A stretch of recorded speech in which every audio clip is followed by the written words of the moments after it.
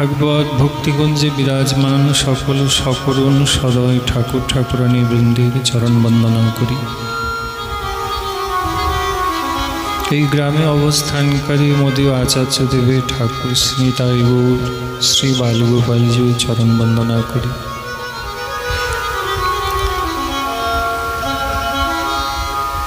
মদীয় সকল গুরুবর্গ তাহাদের চরণ বন্দনা বারংবার করি। ষড়গোস্বামী পাহাড় পূর্ব এবং পরবর্তী আচার্যবৃন্দের চরণ বন্দনা করি। শ্রী ব্রহ্মদেব,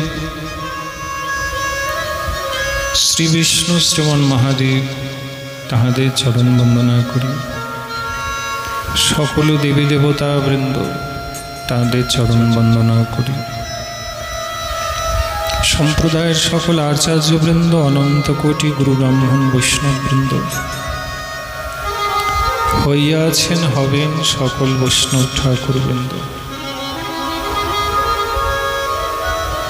তাদের চরণ বন্দনা করি।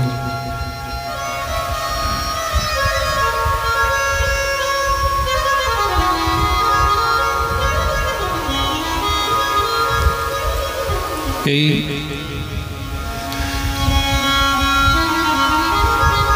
পবিত্র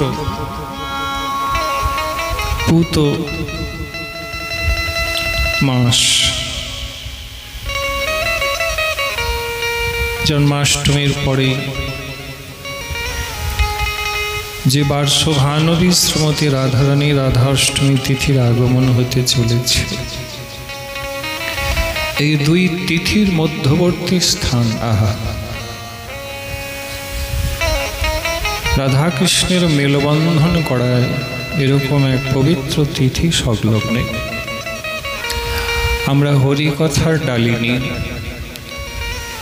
কৃষ্ণ কথা, রাধারানীর কথা, ভক্তমালীর কথা, আচার্য গুরু বৈষ্ণবের কথা অমৃত রসামৃত সঙ্গে লই পঞ্চদিবসীয় ভগবত কথা রসাস্বাদনের আজ থেকে সৌভাগ্য লাভ করেছি। আজ এই স্থানে 5 দিবসীয় শ্রী ভগবত কথার প্রথম দিবস। কথামৃতে প্রবেশ করবার পূর্বে অভয় আশীর্বাদ আমার সম্মুখে উপস্থিত সকল শ্রদ্ধা ভাজন, আমার সকল শ্রদ্ধেয় ভক্ত বৈষ্ণব বৃন্দ, মাতৃপিতৃবৃন্দ, ভগিনী বৃন্দ, শুভানুধ্যায়ী এবং সকল সভ্যবৃন্দ, সকল গ্রামবাসী বৃন্দ, সকলের আতুল চরণপাদ পদ্মে আমি নিতান্ত অজ্ঞ অধম এবং পতিত জীব কৃপা করুণা আশীর্বাদ ভিক্ষা লাগি আপনাদের সকল বৈষ্ণব ঠাকুরের মন থেকে চরণ বন্দনা করি। আমার মতন মায়াবদ্ধ মহান্দ জীবের হৃদয়েও আপনারা আশীর্বাদ করুন, যেন 5 দিন এই ভগবত কথা যেন স্ফুরিত হই। নৃসিংহ ভগবান করুণা করে নির্বিঘ্নে লম্বোদর গোড়াকেশ শিবপুত্র গণেশজি তিনি আমাদের কৃপা করুন, যাতে নির্বিঘ্নে আমরা শাস্ত্রসম্মত ভগবানের কথা শ্রবণ সাধন করে আমাদের ভজন সম্পদকে সমৃদ্ধ করতে পারি। গত বছর এই স্থানে 5 দিন আস্বাদন হয়েছিলেন, খুব আস্বাদন হয়েছিল, মনে আছে, আপনাদেরও নিশ্চয়ই মনে আছে। এরপর আবার এই 5 দিবসীয় আবার সুযোগ হয়েছে, সৌভাগ্য হয়েছে, আপনাদের কৃপা করুণা হয়েছে যে আবার কিছু আস্বাদন নিয়ে আমরা সবাই উপস্থিত হয়েছি।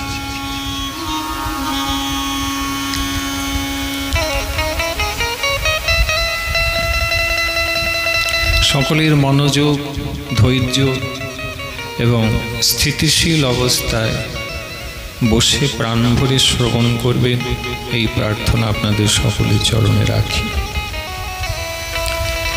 গৃহকর্তা বর্তমান যে এই সিমেন্ট ইট বালির বাড়িতে রয়েছেন, আমার প্রত্যাশপদ যে আমাকে শ্রদ্ধা ভক্তি করে আমাদের আশীষ লাভ করেছে, সেই শ্রীমান মৃণাল দাস মহাশয়, তার মহতী প্রচেষ্টাকে সাধুবাদ জানাই, সম্মান জানাই।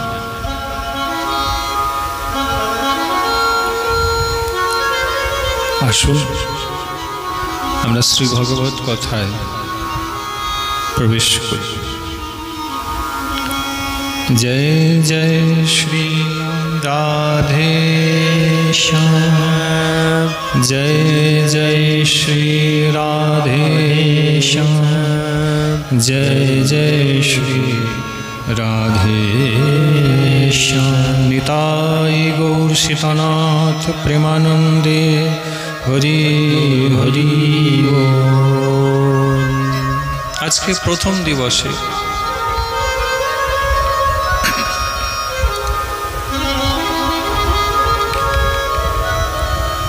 শ্রদ্ধেয় সম্মানীয় প্রত্যাশপদ শ্রীমান মৃণাল দাস মহাশয় আমাদের বলেছিলেন, যদি ভক্ত মালিক থেকে ভক্তের বৈষ্ণবের মহিমা একটু পাঠ হয়, তো সেই ভাবাদর্শে আসুন আমরা কিছু বিশেষের মধ্যে বিশেষ, অথচ আমাদের অনেকেরই অজানা, যারা আচার্য হয়েছে, যে আচার্যের মাধ্যমে আপনি আমি ভগবানের কৃপা লাভ করতে পারি, সেই সকল আচার্যকে ভক্তমালী গ্রন্থের অবলম্বনে আস্বাদন করি, তাদের মহিমা শুনি, তাদেরকে জানি, চিনি, এবং এই জানা এবং চেনার মাধ্যমে সেই সকল আচার্যের আসুন আমরা কৃপা যেন লাভ করতে পারি।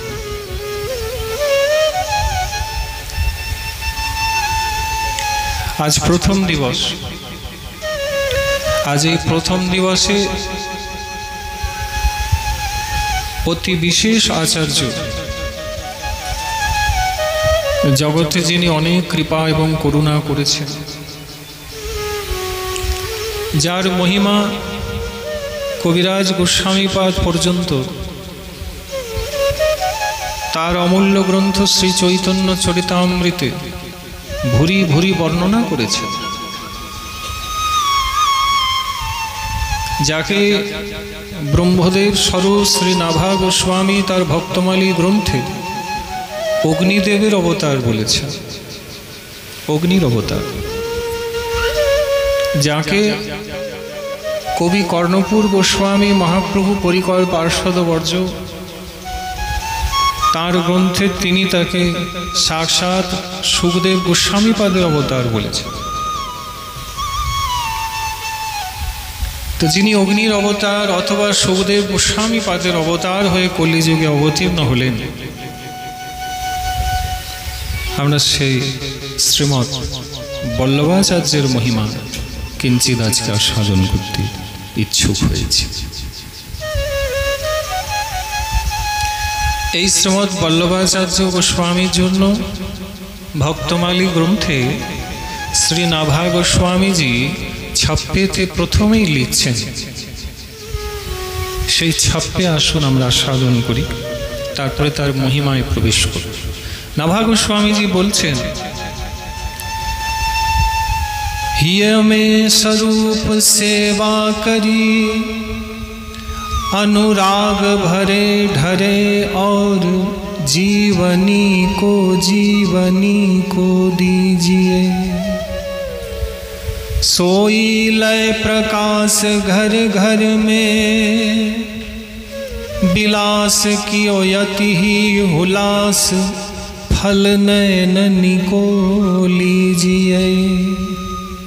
चातुरी अवधि ने को आतुरी ना होती क्यों, चहु दिसि नाना राग भोग सुख कीजिए। बल्लभजू नाम लियो पृथु अभिराम रीति गोकुल में धाम जानी सुनि मन रीझिए।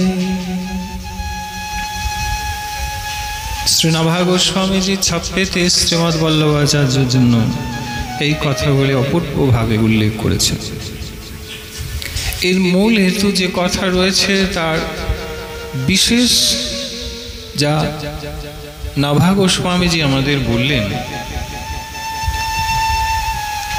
যে ইনি ঠাকুর সেবা কেমন করে করতে হয়, গোপাল গোবিন্দের গৃহস্থ বৈষ্ণব কেমন করে গৃহে সেবা করলে ঠাকুর গোবিন্দ সাড়া দেয়, দেখা দেয়, সাক্ষাৎ দেয়, সাক্ষাৎকার করিয়ে দেয়, সেই অতি উৎকৃষ্ট ভগবৎ সেবার পরিপাটি এবং কুটিনাটি বৈষ্ণব সকলকে ইনি অতি বিশেষভাবে জানিয়েছেন। নাভা গোস্বামীজি বলছেন, बल्लभजू नाम लियो पृथु अभिराम रीति गोकुल में धाम जानी सुनि मन रीझि। শ্রীমদ্ ভাগবতে যেমন মহারাজ পৃথুর মহিমা রয়েছে, নববিধা ভক্তিতে মাগো যে অর্চন ভক্তি বলা হয়েছে, অর্চন অর্থাৎ ঠাকুর সেবা, ঠাকুর সেবা ভক্তির আচার্য হচ্ছেন শ্রী পৃথুজি মহারাজ। যারা ঠাকুর অর্চা বাড়িতে করেন, ঠাকুর সেবা পুজো আদি করেন, সেই সেবা পুজো সুষ্ঠুভাবে করে গোবিন্দ কৃষ্ণের যদি কৃপা লাভ করতে চাও, তাহলে আচার্যের নামটুকু জেনে নাও, তিনি হচ্ছেন মহারাজ শ্রী পৃথু।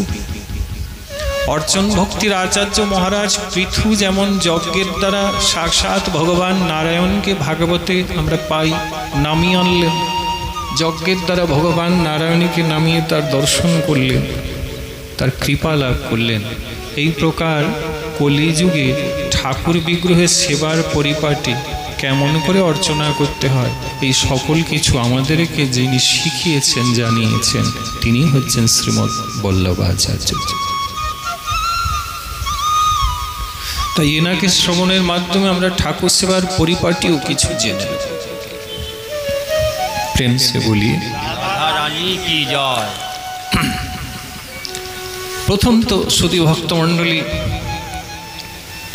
বিক্রমী সংবৎ 1535 খ্রিস্টাব্দে অর্থাৎ মহাপ্রভুর প্রকট সময়কালীন ধরে চলুন, বৈশাখ মাসের কৃষ্ণপক্ষের একাদশী তিথিতে শ্রীমদ্ বল্লভাচার্যজি আবির্ভূত হয়েছিল।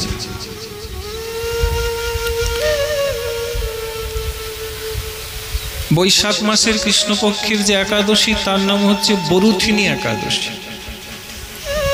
বরুথিনী একাদশীর দিনে ইনি আবির্ভূত হন। বৈশাখ মাসের খুব মহিমা। কৃষ্ণপক্ষের একাদশীতে যদি শ্রীমদ্ বল্লভাচার্য আবির্ভূত হচ্ছেন, তো ওই বৈশাখ মাসের শুক্লপক্ষের একাদশীতে আবার বৃন্দাবনের রসিক আচার্য শ্রী হিতহরিবংশী আবির্ভূত হচ্ছেন। বৈশাখ মাসই আমাদের শ্রী গদাধর পণ্ডিত ঠাকুরের কিন্তু আবির্ভাব। তিনি সাক্ষাৎ শ্রীমতী রাধারানী।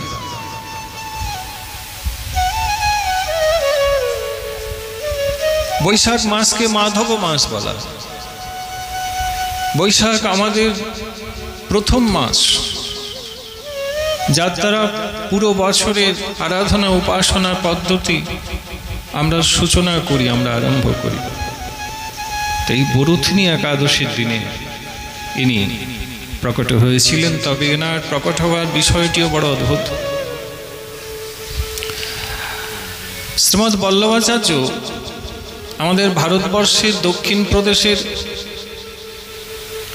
এনাদের পূর্বপুরুষ আর কি, ওই ভারতবর্ষের দক্ষিণ প্রদেশের কাঁকড়বাড় নামক গ্রামে, আজও গ্রাম রয়েছে কাঁকড়বাড়, সেই গ্রামে কিন্তু এনাদের পূর্ব বংশ নিবাস করতেন।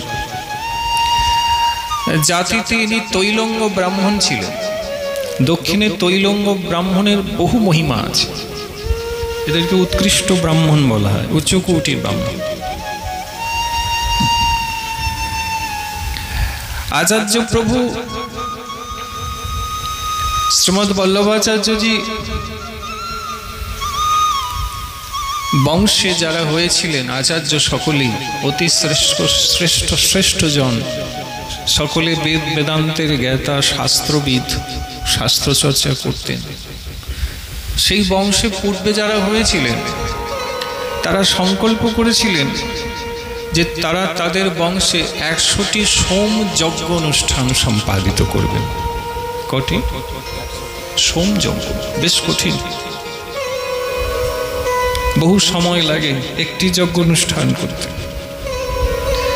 100টি সোম যজ্ঞ করবেন কেন? কারণ তারা জানেন যদি 100টি সোম যজ্ঞ অনুষ্ঠান সম্পাদিত হয়ে যায় তাহলে গৃহে ভগবানের অতি বিশেষ জন তার আবির্ভাব হয়, তার আমাদের সংসারে, আমাদের পরিবারে আসা হয়। কিন্তু 6 পুরুষ পর্যন্ত সৌমযজ্ঞ অনুষ্ঠান করতে করতে বংশে 6টি পুরুষ দেহ রেখে নিলেন। 7ম পুরুষ এই বংশে যিনি হয়েছিলেন তার নাম ছিল শ্রী লক্ষণ ভট্টজি মহারাজ। প্রথা অনুযায়ী ইনিও প্রকট হওয়ার পরে সোমযজ্ঞ অনুষ্ঠান করলেন এবং বংশ পরম্পরায় পুঁথিতে লেখাই ছিল যে কতগুলি যজ্ঞ ইতিমধ্যে হয়েছে। তেনার সৌভাগ্য, তিনি যখন প্রকট অবস্থায় শ্রী লক্ষ্মণ ভট্টজি যজ্ঞ অনুষ্ঠান করছেন তো তিনি দেখতে পেলেন যে এটাই 100তম সোমযজ্ঞ অনুষ্ঠান, তার মানে বিশেষ কিছু লাভ হবে। শ্রী লক্ষ্মণ ভট্টজি সোমযজ্ঞ অনুষ্ঠান সম্পাদিত করলেন এবং এটি 100তম ছিল গো। ইনি গৃহস্থ ছিলেন, এনার স্ত্রীর নাম পাই শ্রী ইলাম্মা গারু দেবীজি। লক্ষ্মণ ভট্টের স্ত্রীর নাম ছিল শ্রী ইলাম্মা গারু দেবীজি। যখন ইনি যজ্ঞ সম্পাদন করলেন তো যে ব্রাহ্মণ যজ্ঞাদি অনুষ্ঠান করেছেন জ্ঞানী গুণী তিনি বলে উঠলেন যে লক্ষ্মণ ভট্টজি, আপনার এই যজ্ঞ সমাপ্তির পরেই আপনার পরিবারে কোনো ঈশ্বরীয় তত্ত্বের আবির্ভাব। নিত্যবৎসরে শ্রী নাভা গোস্বামীজি বলছেন এনার স্ত্রী ইলাম্বা গারু দেবীজি সন্তান সম্ভবা ছিলেন। যজ্ঞ শেষ, বিশেষ কারোর সংসারে পরিবারে আসা হবে, স্ত্রী গর্ভে সন্তানকে ধারণ করেইছেন। তখন 7ম মাস স্ত্রী। স্বামী লক্ষ্মণ ভট্টজি বললেন যজ্ঞ অনুষ্ঠান শেষ হয়েছে, ব্রাহ্মণরাও জানিয়ে দিলেন যে এই যজ্ঞের পরে কিন্তু আপনাকে বিশেষ ব্রাহ্মণ বৈষ্ণবের সেবা দিতে হয়, এটা কর্তব্য, এটা নিয়ম। তো শ্রী লক্ষ্মণ ভট্টজি বললেন দক্ষিণ প্রদেশে তো আমরা থাকি ভারতবর্ষে, বিশেষ ব্রাহ্মণ কাশীতে থাকে, কাশী অনেকদিন যাওয়া হয়নি, তো ঠিক করে নিলেন কাশীতে গিয়েই ওখানকার যারা বিশিষ্ট ব্রাহ্মণ আছেন, বৈষ্ণব আছেন, সস্ত্রী গিয়ে ওখানেই তিনি যজ্ঞ সমাপ্তির আনন্দে মহোৎসব দিলেন। তাই দক্ষিণ থেকে কাশী গমন করার উদ্দেশ্যে ঘরের থেকে তিনি আজকে প্রস্থান করেছেন, কাশী অভিমুখে যাত্রা করলেন। কিন্তু কাশীর কাছাকাছি পৌঁছবেন তার আগেই কোনো এক ব্যক্তি এসে জানালেন যে আপনি কাশী যাচ্ছেন কিন্তু এখন কাশী গেলে বিপদে পড়বেন। কেন? বলে কাশীতে যবনরা আক্রমণ করেছে, সব কিছু ধূলিসাৎ করে দিচ্ছে, সব কিছুকেই নষ্ট করে দিচ্ছে, আপনাদের প্রাণেরও বিপদ হতে পারে, তাই বলছি এই মুহূর্তে কাশীতে যাবেন না, পরে যাবেন। ব্যক্তির কথাকে বিশ্বাস করে লক্ষ্মণ ভট্টজি তখন চিন্তা করলেন হাই তাহলে আর কি করি, তাহলে পরেই যাব যদি, তাহলে কি করি না করি বিচার করতে করতে ভাবলেন তাহলে বাড়ি ফিরে যাই।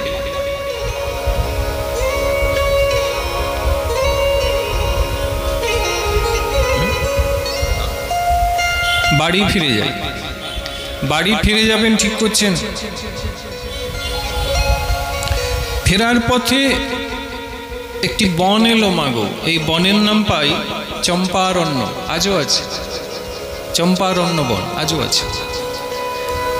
সেই চম্পারণ্য বনের কাছে যখন এলেন, সেখানে হঠাৎ করে ওনার স্ত্রী ইলম্মা গারুদেবীর প্রসব পীড়া আরম্ভ হয়ে গেল। যদ্যপি 7 মাসে প্রসব পীড়া হওয়ার কথা নয়, কিন্তু ভগবতী ইচ্ছায় হয়েছে। আমরা শ্রবণ করছি শ্রীমদ্ বল্লভাচার্যের অদ্ভুত প্রাকট্যের মহিমা।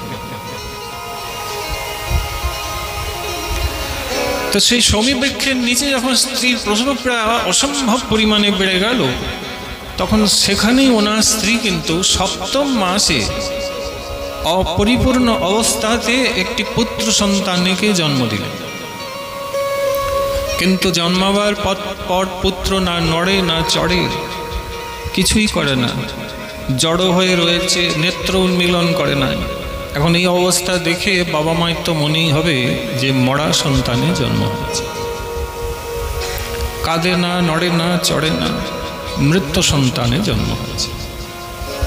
বড় দুঃখী হয়ে গেলেন শ্রী লক্ষ্মণ ভট্টাচার্য। স্ত্রীও হাউ হাউ হাউ হাউ করে কাঁদছে স্বামীকে জড়িয়ে। হায়, এত যজ্ঞ অনুষ্ঠান, যে উদ্দেশ্যে, হায় হায়, এ কি হয়ে গেল স্বামী। স্বামী বলছেন সব প্রভুর ইচ্ছা, তো কি করবো এখন? বলে এ তো প্রাণ নেই, একে আর সঙ্গে করে নিয়ে গিয়ে লাভ নেই, আমরা চলো একে এখানেই রেখে আমরা এগিয়ে যাই। স্বামী স্ত্রী যখন এগিয়ে যাচ্ছেন, মাঝপথে হঠাৎ করে আরো এক ব্যক্তি এসে জানিয়ে দিলেন, আরে আপনারা কি কাশী মুখে যাত্রা করেছিলেন? বলে হ্যাঁ।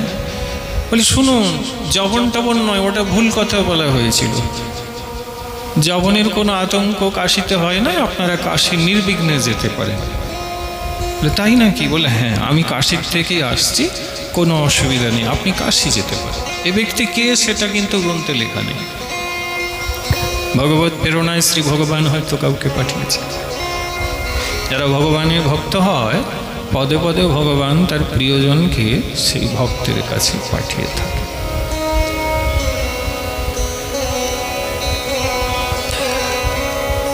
তো ভাবলেন এত পথ যখন এসেছি, কাশী কাশী রয়েছে, কাশী যদি নিরাপদ তাহলে কাশীতে যাই। এমনিও মনে কষ্ট, পুত্র এই প্রকার। আবার ওই পথ দিয়ে যখন কিছুদিন পরে এলেন বন্ধু, সেই চম্পারণ বনের কাছে সমীবৃক্ষের তলায় একবার উঁকি দিয়ে দেখলেন, এখানেই তো সেই মৃত্যু সন্তানকে রেখেছি। দেখি, আশ্চর্য হয়ে যাবেন আপনি, সন্তানটি সেখানেই ছটফট ছটফট করছে, চোখ উন্মিলিত করেছে, পা দুটি ছটকাচ্ছে, দুটি পা নিজের মুখ দিয়ে ধরেছে, যেমন শিশু করে, শুয়ে আছে। আর কি শ্রী নাভা গোস্বামীজি বলছেন, 4 দিক দিয়ে আগুনের গোলা, দাউ দাউ দাউ দাউ করে 4 দিয়ে আগুন জ্বলছে। সেই আগুনের ভেতরে ওই শিশু সন্তানটি ওইভাবে নিজের চরণ দুটি মুখে নিয়ে শুয়ে আছে। বিস্মিত হয়ে গেলেন যে মৃত্যু সন্তানকে পেয়েছিলাম, সে তো জীবিত, কিন্তু 4 দিকে আগুন কেন? ভেতরে যাওয়া অসম্ভব প্রায়। তো লক্ষ্মণ ভট্টজি অনেক রহস্য ভজনে জানতেন। তখন তিনি নিজে আগুনকে নিভিয়ে সন্তানকে কোলে নেওয়ার উদ্দেশ্যে অগ্নি সূক্ত মন্ত্র ওইখানে আসনে বসে প্রয়োগ করলেন। শাস্ত্র বলেন অগ্নিসূক্ত মন্ত্র যদি কেউ বেদজ্ঞ জ্ঞানী গুণী ব্যক্তি শাস্ত্রসম্মতভাবে করতে পারেন, তাহলে জ্বলে ওঠা আগুন নিভে যাবে।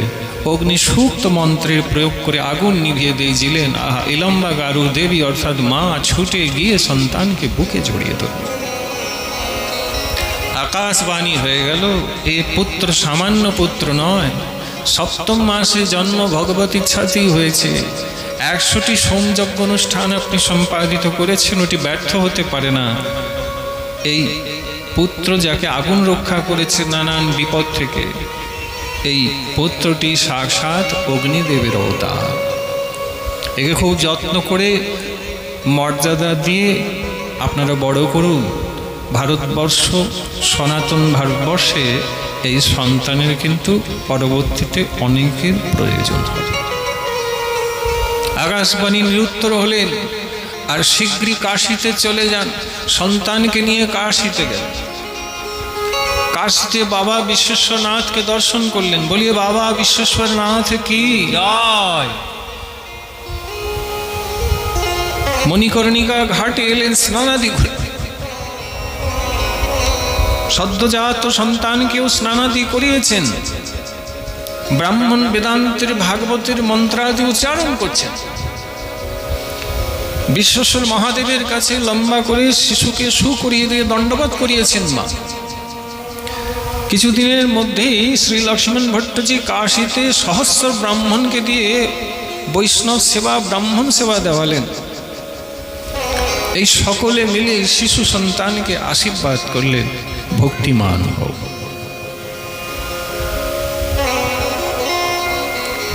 শ্রী নবাহ গোস্বামীজি লিখছেন, কাশীতে কিন্তু এই শিশু অবস্থায় বল্লভাচার্যের কিন্তু থাকা হয়েছে। বনের ভিতরে তো জন্ম, অলৌকিক জন্ম, আগুন রক্ষা করছে, সপ্তম মাসে জন্ম। কাশীতে থাকাকালীন দিনে দিনে যখন এই শিশু শশীকলার মতন বাড়ছে, দেখতে অপূর্ব সুন্দর, অদ্ভুত সুন্দর মাগু, অদ্ভুত সুন্দর। কাশীতেই বিপ্র ব্রাহ্মণরা শাস্ত্রসম্মতভাবে ছেলেটির নাম রাখলেন। ছেলেটির নাম রাখা হলো বল্লভ। বল্লভ, বল্লভ কিন্তু কৃষ্ণের নাম। প্রেম সে বলি, আমরা বলি না রাধা বল্লভ, তো রাধা তো রাধা, বল্লভকে কৃষ্ণ। বল্লভ কৃষ্ণের নাম। বল্লভ মানে প্রিয়।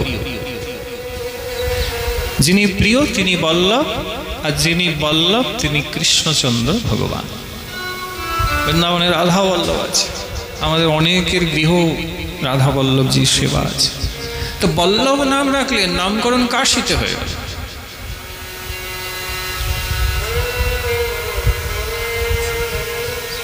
বাবা মায়ের দেওয়া নাম বল্লভ। পরবর্তীতে আচার্য হলেন তো বল্লভাচার্য নাম হয়ে গেল। আপনারা শুনবেন, দক্ষিণে বিজয়নগরে রাজা বড় শাস্ত্রবিদ ছিলেন, শাস্ত্র চর্চা নিজের সভার মধ্যে করতেন। তো সেখানে ইনি কিশোর অবস্থায় প্রবেশ করে ওই রাজার দ্বারা সকল পণ্ডিতকে শাস্ত্রে পরাস্ত করে জগৎগুরু উপাধি লাভ করেছে। জন্য এনার মহিমা যারা ঠিক মতন জানেন তারা এনাকে পূর্ণতঃ বলে থাকেন জগৎগুরু শ্রীমৎ বল্লভাচার্য। অহন্য শাস্ত্রজ্ঞান কাশীতে থেকেই সকল শাস্ত্র অধ্যয়ন এবং অনুশীলন করতে লাগে।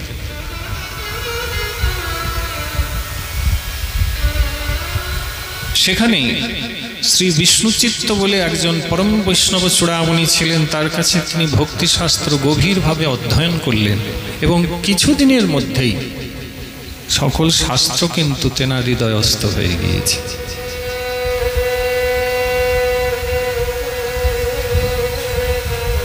ভগবত ভক্তির প্রতি তেনার সহজ এবং স্বাভাবিক আকর্ষণ ছিল। শ্রীমদ্ ভাগবত পড়লেন।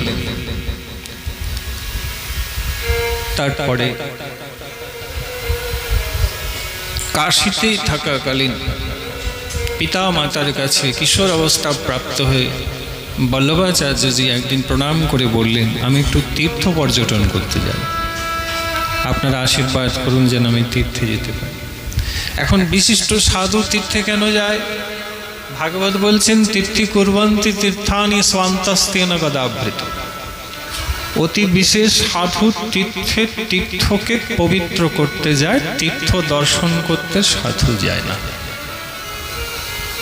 সাধুর তীর্থে কোনো কাজ নেই। আমরা অনেকের তীর্থে যাই, কিন্তু আমাদের সকলের তীর্থে যাওয়া কিন্তু উচিত নয়। তীর্থজল পবিত্র গুণে লিখিয়াছে পুরাণে, সেসব ভক্তিরও প্রবঞ্চন। বৈষ্ণবেরও পাদদক সমনহি এইসব, যাহা হইতে বাঞ্ছিত পূরণ। শুধু গাইলেই কি হবে? আচার্য বলছেন, তীর্থ যে সুখের ধাম না লইব তার। আমাদের তো আচার্য তীর্থের নাম নিতেও নিষেধ করেছে, সেখানে আমরা তীর্থে যাই। যখন নামই নেওয়া যাবে না, তখন কি তীর্থে যাওয়া যাবে? কিন্তু যাই, গেলে কি হবে? বলে আপন আপন স্থানে প্রীতি সবাই টানে। তীর্থে গেলে তীর্থ তোমাকে টানবে, তীর্থে গেলে পাপ ক্ষয় হয়, ভালো, অসুবিধা নেই। কিন্তু জানো কি, তীর্থে গেলে পুণ্য লাভ হয়। আর যদি একবার পুণ্য লাভ হয় তাহলে ভক্তি নাশ যায়। তাহলে যেটা ঘুরে দাঁড়ালো, শাস্ত্রের মারপাঁচ থেকে যা পেলাম, তীর্থে গেলে পুণ্য হবে, আর পুণ্য হলে ভক্তি চলে যাবে। দণ্ডবত নিবেন যারা তীর্থে যাচ্ছেন। 144 বছর পর কুম্ভ মেলা, না গেলে হয় না। এখানে আমার বা আপনার কথার কোনো বিষয়বস্তু নেই, এটা শাস্ত্র বলছেন। হ্যাঁ, এবার যদি আপনি অনধিকারী হন, সাধারণ স্তরের ভক্ত হন, ধরুন খুব সামান্যই এই ভক্তি রাজ্যে সত্যই প্রবেশ করেছেন, এই প্রকার যদি হন, হ্যাঁ, তাহলে আপনার মন আপনাকে তীর্থে নিয়ে যাবে এবং আপনার শরীরও তীর্থে যাবে। কিন্তু যদি বলেন আমি নিকুঞ্জে যাব, যদি বলেন আমি রাধারানীর ভজন করতে চাই, তাহলে আপনার তীর্থে যাওয়া যাবে না। সবটাই পরিষ্কার বলে দিতে। রাধারানী আপনাকে নেবেন না। রণবাড়ি সিদ্ধ বাবা দ্বারকায় গিয়েছিলেন, ওনার দ্বারকায় যাওয়ায় শ্রীমতী রাধারানী ওনাকে বলেছিলেন, দ্বারকায় গিয়েছিস, সত্যভামা রুক্মিণীর গণে নাম লিখিয়েছিস, কাজেই তুই আর বৃন্দাবনে বাস করবি না, আমার বৃন্দাবন ছেড়ে সব দিনের মতন দ্বারকায় চলে যা। এই কথা কেবল রণবাড়ি সিদ্ধ বাবাকে রাধারানী বলেন নাই, এই কথা কিন্তু আমাদেরকেও বলেছে। যে কোনো কথা শাস্ত্রে যদি রয়েছে, সেটি কিন্তু আমাদের জন্যই রয়েছে। রণবাড়ির বাবা তো সিদ্ধ বাবা ছিলেন, আমরা তো কেউ সিদ্ধ নয়, সাধারণ সাধক, হাতে এই মালা ধরেছি। তা যদি দ্বারকায় গেলে রাধারানী প্রত্যাখ্যান করে, সেখানে কুম্ভে গেলে তো আপনাকে প্রত্যাখ্যান করবেই, রাখবে না, অর্থাৎ নিবে না। তবু যাই। রূপ গোস্বামী পাদ বললেন, যদি অনর্থ থাকে, ভজন করলে অনর্থ আসবে। অনর্থ মানে বিপদ, প্রেম সে বলিয়ে। অনর্থ কথাটি ভালো নয় মা। অনর্থ শুনলে বুক কাঁপে, ভয় লাগে। অনর্থ মানে বাবু বিপদ। ভজন করলে যে সম্পদ আসবে তা বলা যায়। মীরা বলছেন, গিরিধারী আমি শুধু তোমাকে ভালোবাসি। অমনি গিরিধারী বলছেন, মীরা সেটা আমি পরীক্ষা করে দিই। কি করলে? মীরার দেওর মীরাকে বিষ খাওয়াতে চেষ্টা করলেন, বিষ দিয়েই দিলেন, তোমরা জানো। এটি আসলে দেওর মাধ্যম দিয়েছেন গিরিধারী। দেখি মীরা এবার কি করে। তোমরা জানো মীরা কি করল। বিষকে চরণামৃত বলে খেয়ে হরিনাম সংকীর্তনে করতাল বাজিয়ে নৃত্য করল। বিষের বিষক্রিয়া হলো না, চরণামৃতের কাজই হলো। মীরাকে বিষ মারতে পারল না, কেন? চরণামৃতে বিশ্বাস করেছে। গিরিধারী রক্ষা করবে, অবশ্য রক্ষিবে কৃষ্ণ, বিশ্বাস ও পালন, এইটা মীরার আছে। আমার গিরিধারী আমাকে রক্ষা করবে। আমার গিরিধারী চরণামৃত বলে যদি বিষ দেয়, মীরা সেই বিষ খেয়ে নেবে। মীরা খেয়ে নেবে, মীরা খেয়েছে। তো এইটা অনর্থ। মীরার সখী চম্পা চামেলি মীরার হাতে বিষের ওই পাত্র দেখে বলেও ছিল, মা এগুলো জানতে হবে তোমার। সপ্তাহ মীরা শ্রবণ করবে, তাহলে সবটি জানতে পারবে। বলেছিল, হ্যাঁ রে বাইসা, এটা বিষ আছে, আমরা খবর নিয়েছি, ভুল করেও খেও না, খাওয়া মাত্রই মৃত্যু হবে, বাইসা তুমি এটা খেও না। এখন ধরুন আমার হাতে যদি অনর্থরূপে বিষ এসে যায়, মানে আমার শ্রদ্ধা নিষ্ঠাকে যদি কেউ নষ্ট করতে চায়, আমার যে ভজন ভক্তি আছে যাতে পরবর্তীতে আমার সিদ্ধি হবে, সেটাকে যদি কেউ ধ্বংস করতে চায় কুকথার মাধ্যমে, আমার নিষ্ঠাকে যদি ভেঙে দিতে চায়, তাহলে আপনি কি করবেন? এই প্রকার কথার বিষয় কিন্তু জীবনে আসবে। আসলে এগুলো আমরা আজও পর্যন্ত বুঝতে পারলাম না। আমরা মনে করি যে আমাদের পাত্রে হয়তো কেউ বীজ দিবে না। সাধকের সাধনা, বৈষ্ণবের ভজনকে নষ্ট করার জন্য এই জগতে কথার বিষ আছে। প্রেম সে বলি, আপনি দেখুন, যদি আপনি নষ্ট হচ্ছেন বা নষ্ট হবেন, কিসে নষ্ট হয়েছে? কথার বিষে নষ্ট হয়েছে। আমরা তো বুঝতে পারি, আমরা হলো আমাদের কে বীজ দেবে। আরে বীজ তো প্রতিনিয়ত আপনার কানে দেওয়া হচ্ছে। নিন্দা, বৈষ্ণব নিন্দা, সাধু নিন্দা, সর্বনাশ হয়ে যাবে আপনার। এই তো বীজ খেয়ে নিয়ে প্রত্যাখ্যান করতে হবে। করলে কি হবে? ভগবত কৃপা হবে। এই জন্য রূপ গোস্বামী বললেন, আদর শ্রদ্ধা তত সাধু সঙ্গ, ভজন প্রয়াস, তারপরে অনর্থ। অনর্থের সাথে শব্দ যোগ করেছে নিবৃত্তি। নিবৃত্তি মানে নিস্তার, মুক্তি। ভজনে থাকলে বন্ধু অনর্থ আসবে, আর ভজনেই পড়ে থাকলে সেই অনর্থগুলি একে একে চলেও যাবে। ভজন নিষ্ঠা ভক্তি কিন্তু ছাড়া যাবে না, তবে যাবে।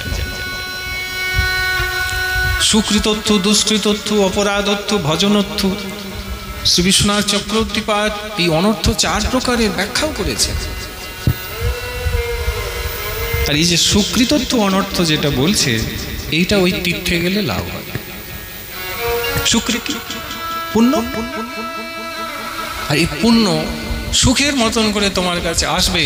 আর তোমার ভক্তিকে তোমার জীবন থেকে বহু কৃচ্ছ সাধনা করে যে ভক্তি সাধুগুরু বৈষ্ণবের কৃপায় তুমি লাভ করেছিলে মাগো, সেই ভক্তিকে এই সুকৃতি পুণ্য তোমার জীবন থেকে সরিয়ে দিবে।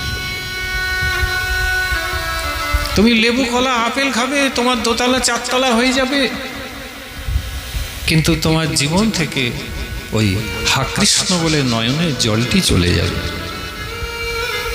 তোমার সাধনা ভাগবতের রুচি আর থাকবে না। তোমার গোবিন্দ গোপাল গৃহে যে সেবা আছে, সেখানে রতিমতিও তোমার আর আগের মতন থাকবে না। তোমার গৃহে সাধুগুরু বৈষ্ণবের যে চরণ ধুলা পড়তো, যে সাধুতে তুমি বিশেষ শ্রদ্ধা ভক্তি করতে মাগো, সেই সাধুর প্রতিও তোমার শ্রদ্ধাও আগের মতন থাকবে না। তুমি জানবে ঘরে পুণ্যের সুকৃতি এসেছে এবং ভক্তি মহারানী আমাকে ছেড়ে চলে গেছে।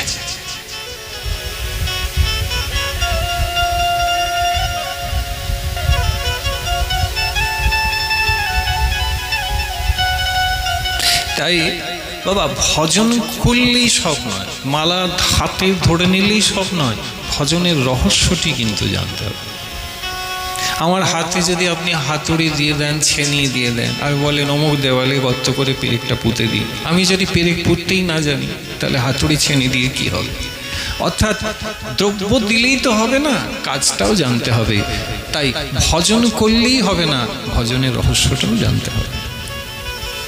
মালা ধরলেই হবে না, কেমন করে মালা ধরতে হয় সেটা জানতে হবে। ঠাকুরের সেবা ঘরে থাকলেই হবে না, কেমন করে ঠাকুরের সেবা করতে হয় সেটা জানতে হবে। সেটা জানতে বুঝতেই আমরা শ্রীমৎ বল্লভাচার্যের মহিমা সাধন করতে এখানে আজকে সমবেত হয়েছি। আমরা শুনবো, শুনলে তুমি শিউরে উঠবে, তুমি বিস্মিত হয়ে যাবে। সেবা কাকে?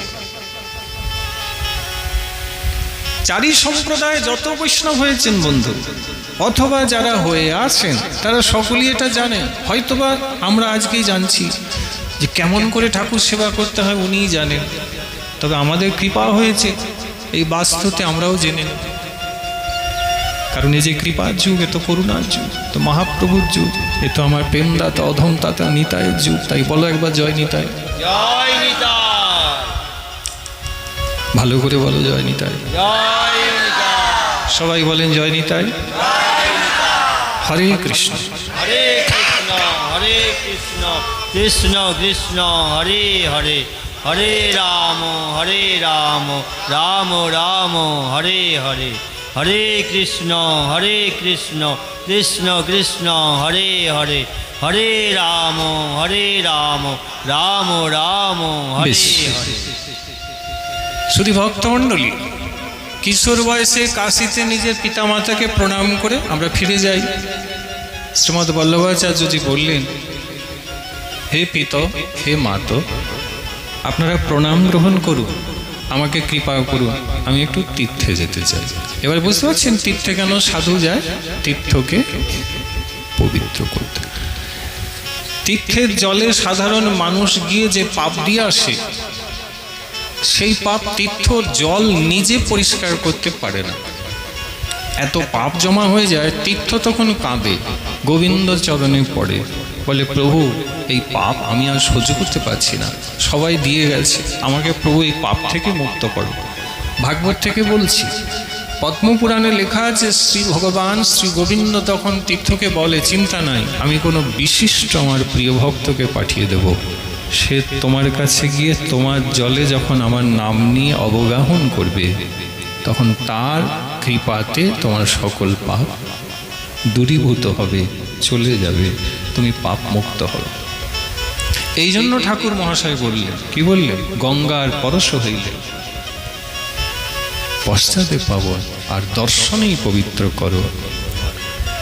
গঙ্গার স্পর্শ হলে পরে পাবন হওয়া যায়, কিন্তু বৈষ্ণবকে যদি আপনি একবার দেখে নেন, ভক্তি করে বিশ্বাস করে নিশ্চিন্ত থাকো মা, সকল পাপ দূরীভূত হয়ে যায়। এমনও দয়াল আর কেবা কোথা পায়, এমনও দয়াল বৈষ্ণব ঠাকুর ছাড়া আর কেহ নাই, কেহ নাই। কাজে এনারা তীর্থে যাচ্ছেন। ভাগবতে যুধিষ্ঠির এবং কাকা বিদুরজির সংবাদে যেমন বলা আছে যে তীর্থি কুর্বন্তি তীর্থানি স্বান্তস্তেন গদাভৃত। বিশিষ্ট সাধু তীর্থকে পবিত্র করতেই তীর্থে যায়, তাই বল্লভাচার্য তীর্থে যদি যাচ্ছে সেই স্থানকে পবিত্র করতেই যাচ্ছে। পিতামাতা অনুমতি দিলেন, কাশী থেকে বৃদ্ধ পিতামাতাকে রেখে তিনি তীর্থ পর্যটন করতে প্রথমেই ওই কোথায় এলেন? বিজয়নগরে এসে পৌঁছলেন। বিজয়নগরের যিনি রাজা ছিলেন, সেই রাজা কিন্তু শাস্ত্র চর্চা খুব ভালোবাসতেন। তার রাজসভায় শাস্ত্র নিয়ে তর্ক বিতর্ক প্রায় তিনি পণ্ডিতদের নিয়ে তুলতেন, ভালোবাসতেন। শাস্ত্র নিয়ে আলোচনা হোক, এখন যেমন চর্চা হয়, আগেকার দিনে বিশিষ্ট রাজারা শাস্ত্র নিয়েই কি করতেন? আলোচনা করতেন। রাজার এই অদ্ভুত চেষ্টা, বিজয়নগরে বল্লভাচার্য যখন প্রবেশ করলেন, কিশোর বয়স, দেখতে সুন্দর, জানতে পারলেন এখানে রাজা শাস্ত্র খুবই ভালোবাসেন এবং তিনি তো শাস্ত্র জ্ঞান রাখেন, অগাধ পাণ্ডিত্য তেনার আছেই। তিনি রাজার কাছে এলেন। রাজা দেখেই বড় প্রসন্ন হয়ে প্রণাম করলেন, পরিচয় জিজ্ঞাসা করতে পরিচয়ও দিলেন।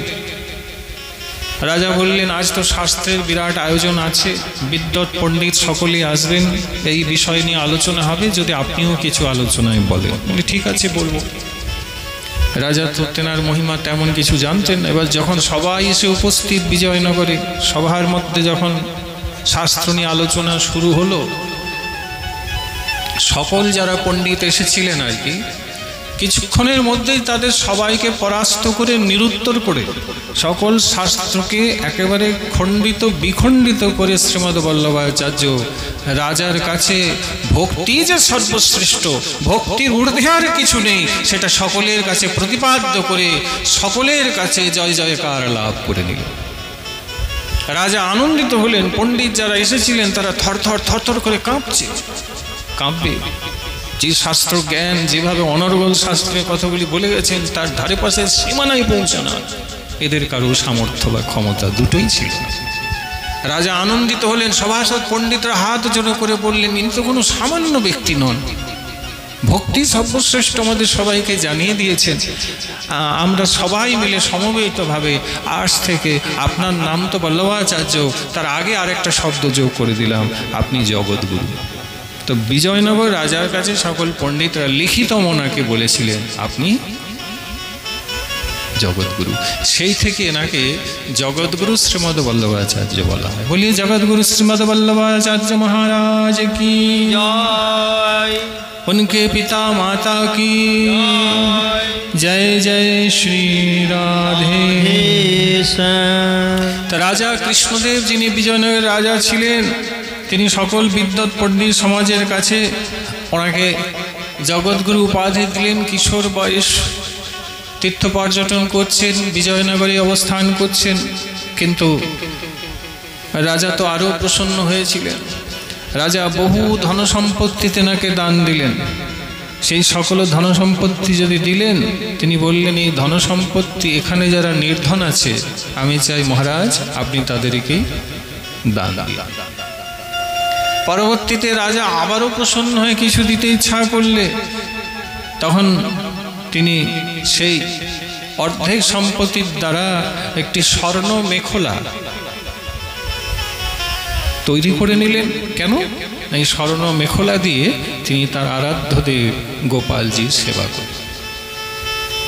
পরবর্তীতে স্বর্ণ মেখলা যা রাজার কাছে প্রাপ্ত হয়েছিলেন, আমরা শুনব তার বড় ছেলে রাধেশ্যাম, তার ছোট ছেলে, দুই ছেলে গোপীনাথ গোস্বামী, গোসাই গোপীনাথজি আর গোসাই বিঠ্ঠল। সেই গোসাই বিঠ্ঠল যে ছেলে, ছোট ছেলে, তার হাতে দিয়ে দিয়েছিলেন। আজও আপনি যদি নাথ দ্বারায় যাবেন, এই রাজার দেওয়া স্বর্ণ মেখলা গোপালজির সেবায় ব্যবহার হচ্ছে, আপনি সেটা দর্শন করতে পারেন। সেখানে থাকছেন, বিজয়নগরে আছেন, প্রতিপত্তি খ্যাতি সব বেড়ে গিয়েছে, কিন্তু বল্লভাচার্যের মনে এখনো দুঃখ কষ্ট আছে। কিসের দুঃখ বলুন তো? দুঃখ এই যে বিচার করে দেখছেন সবাই তো আমাকে অনেক কিছুই বলছে, কিন্তু এখনো তো আমার দীক্ষা হয়নি। দীক্ষা না হলে তো ভজনে অধিকার আসে না, দীক্ষা না হলে তো গোবিন্দের কৃপাও পাওয়া যায় না। আমার দীক্ষা কোথায় হবে, কিভাবে হবে, আমার দীক্ষাগুরু কোথায়? বড় দুঃখী হয়ে গেল। তো এই বিজয়নগরে থাকাকালীনই ওখানে বিশিষ্ট আচার্য, রুদ্র সম্প্রদায়ের আচার্য, আমাদের তো 4টি সম্প্রদায় বাবা, শ্রী, ব্রহ্ম, রুদ্র এবং সনকাদ। এই যে রুদ্র সম্প্রদায়, শিবের দ্বারা যে সম্প্রদায়, ভগবান নারায়ণ প্রথম যে ভক্তিসূত্র জ্ঞান যে রুদ্রকে দান করেছিলেন, মহাদেব শিবশঙ্কর ভোলানাথকে দান করেছিলেন, তার থেকে যে সম্প্রদায় তাকে রুদ্র সম্প্রদায়। সেই রুদ্র সম্প্রদায়ের অতি বিশিষ্ট আচার্য, মহাপণ্ডিত, উদ্ভট জ্ঞানী সেই শ্রী বিল্বমঙ্গল আচার্যজি তখন ওই বিজয়নগরের কাছাকাছি অবস্থান করছে। যখন এনার সন্নিধানে শ্রী বল্লভাচার্যজি এলেন, তো দেখেই মনে হলো চক্ষুদান দিলা যে জন্মে জন্মে প্রভু সেই দিব্য জ্ঞান হৃদে প্রকাশিত, প্রেম ভক্তি যাহা হইতে অবিদ্যা বিনাশ যাতে বেদে গায় যাহার চরিত। দেখেই বুঝতে পারলেন ইনি আমার সদ্গুরুদেব ভগবান। তো শ্রীমৎ শ্রী বল্লভাচার্যজি দেখলেন এবং বুঝতে পারলেন যে শ্রীমৎ শ্রী বিল্বমঙ্গল আচার্যজি ইনি আমার গুরুদেব হবে। সাষ্টাঙ্গ দণ্ডবত প্রণাম করে বলেই উঠলেন, হে গুরুদেব, কৃপা করে আমাকে দীক্ষা দান করুন। অবশ্য জানিয়ে রাখা ভালো, এই বিল্বমঙ্গল আচার্য কর্ণামৃতমের রচয়িতা নন, কারণ কর্ণামৃতমের রচয়িতার নামটি বিল্বমঙ্গল গোস্বামী, আপনারা জানেন, ইনি আলাদা। তো এনার কাছে যখন দীক্ষা হলো, তো রুদ্র সম্প্রদায়ে ইনি কানে মন্ত্র দিলেন, এবং কোন মন্ত্র দিলেন? গোপাল মন্ত্রে দীক্ষা দিলেন। অষ্টদশাক্ষর গোপাল মন্ত্রে দীক্ষা হলো। শুধু ভক্তমণ্ডলী, অষ্টদশাক্ষর মন্ত্রে দীক্ষা কিন্তু অতি বিশেষ পাওয়া। যে যেই মন্ত্রে দীক্ষিত হন না কেন, আচার্য বলেন অষ্টদশাক্ষর মন্ত্রে কিন্তু দীক্ষিত হতেই হবে। সব মন্ত্র আছে, এই মন্ত্র না হলে কিন্তু চলবে না। সব দেবী দেবতার পুজো করো, কিন্তু গোবিন্দ পুজো করো না, তাহলে সব দেবী দেবতার পুজোর কোনো ফল যেমন তুমি পাবে না, তেমনি মন্ত্রাদি দীক্ষায় যদি অষ্টদশাক্ষর মন্ত্র না থাকে, তাহলে সেই দীক্ষার কোনো ফল পাওয়া যায় না, এমনটা আচার্য বলে। কেন বলে তাও শুনে নাও। কারণ সব মন্ত্রের একজন রাজমন্ত্র আছে। মন্ত্রের রাজা হচ্ছে অষ্টদশাক্ষর মন্ত্র। এই অষ্টদশাক্ষর মন্ত্রকে বীজ মন্ত্রের রাজা বলা। তাহলে রাজা হাত দিয়ে কি আর দীক্ষা হয়? হয় না। তো একে আচার্যরা রাজমন্ত্র বলেছে। এই মন্ত্রেই কিন্তু শ্রীমদ বল্লভাচার্যকে একবার বিচার করে দেখুন দীক্ষিত হয়েছেন। আপনারা নিশ্চয়ই মন্ত্র পেয়েছেন অষ্টদশাক্ষর। যদি পেয়েছেন খুব খুব খুব ভালো, যদি পান নাই তাহলে সংগ্রহ করে নিন। কোথার থেকে করবেন? নিজের গুরুদেবের কাছ থেকে করবেন। আর কি করবে বলে, মন্ত্রটা পাওয়ার পরে বল্লভাচার্য তার গুরুদেবের কাছে মন্ত্রার্থটাও বুঝে নিয়েছিলেন। মন্ত্রের পরে মন্ত্রার্থটাও গুরুদেবের কাছ থেকে বুঝে নেবে। মন্ত্র পেয়েও যদি মন্ত্রার্থ না জানেন তো আচার্য বলছে এটা কি প্রকার, বললে যেমন চোখ থাকতে অন্ধ জানবে সেই প্রকার। চোখ আছে অথচ দেখতে পায় না, এই প্রকার মন্ত্র আছে কিন্তু মন্ত্রের অর্থ জানে না, তাহলে এই প্রকার মন্ত্র জপ করলে কোনো ফল পাবে না। অষ্টাদশাক্ষর কি, 18টি অক্ষর কি, সেই অক্ষরের কি কি মহিমা আছে, কি ব্যাখ্যা আছে, বিশ্লেষণ আছে, আচার্য জানেন, তিনি জানিয়ে দিলেন। সেটা জেনে জপ করতে বসবে তবে শীঘ্রই ফল পাবে, নচেত সারা জীবন দিয়ে দাও জপের ফল পাবে না, পাবে না, পাবে না, লেখা আছে। কিন্তু দীক্ষা হয়ে গেল, ইনি দীক্ষাও দিলেন, শিক্ষাও দিলেন, আশীর্বাদ করলেন, আর গুরুদেবের সেবা শুশ্রূষাও খুব করলেন। গুরুদেব প্রসন্ন একদিন বললেন, বল্লভ প্রভু আমি চাই তুমি আর এখানে থেকো না, তোমাকে দিয়ে অনেক কাজ হবে, তুমি এখান থেকে আরো বিভিন্ন তীর্থস্থান ভ্রমণ করতে বেরিয়ে। শ্রীমৎ বল্লভাচার্যের জীবনীতে পাই মা, তিনি তার প্রকট লীলা মাত্র 52 বছর। কত? এই 52 বছরে তিনি সারা ভারতবর্ষ 3 বার ভ্রমণ করেছেন পদব্রজে। সারা ভারতবর্ষ কবার? আর তখনকার দিনে তো জানো 500 বছর আগে আর প্লেনে করে তো যাওয়া যেত না, ট্রেনে করেও যাওয়া, কারণ এগুলো ছিলই না। তাহলে কি করে যেতে হতো? পায়ে হেঁটে। হ্যাঁ, ভাবুন, অখণ্ড ভারতবর্ষ তখন, আফগানিস্তান পাকিস্তান সবই ভারতে, বুঝুন ভালো করে, সাধারণ কোনো দেশ না, বিরাট দেশ ভারতবর্ষ। সেই পুরনো ভারতবর্ষ কে তিনি ঠিক করলেন সারা ভারতবর্ষকে আমি একবার নয়, দুবার নয়, 3 বার ভ্রমণ করব। কেন ভ্রমণ করছেন? বলে ভ্রমণ করছেন যাতে পতিত জীবদেরকে ভক্তি দিয়ে প্রেম দিয়ে গোবিন্দ চরণে নিয়ে আসা যায়। এ তো একটু আগেই বললাম, ভ্রমণ করার উদ্দেশ্য নিজের কোনো স্বার্থ নয়, ভ্রমণ করার উদ্দেশ্য ছিল সকলকে কৃপা করা। মহন্তের স্বভাব হয় তারিতে পাম, নিজ কার্য নাহি তো ভুজান পর ঘর, আছে না? মহন্ত যারা, তাদের স্বভাব হয় পামরকে তারা তাড়ন করে, তাই তারা করেন কি বিভিন্ন স্থানে ঘুরে বেড়ান। 3 বার ঘুরেছেন। গুরুদেব বললেন এখানে আর থাকলে হবে না, তুমি বেরিয়ে যাও।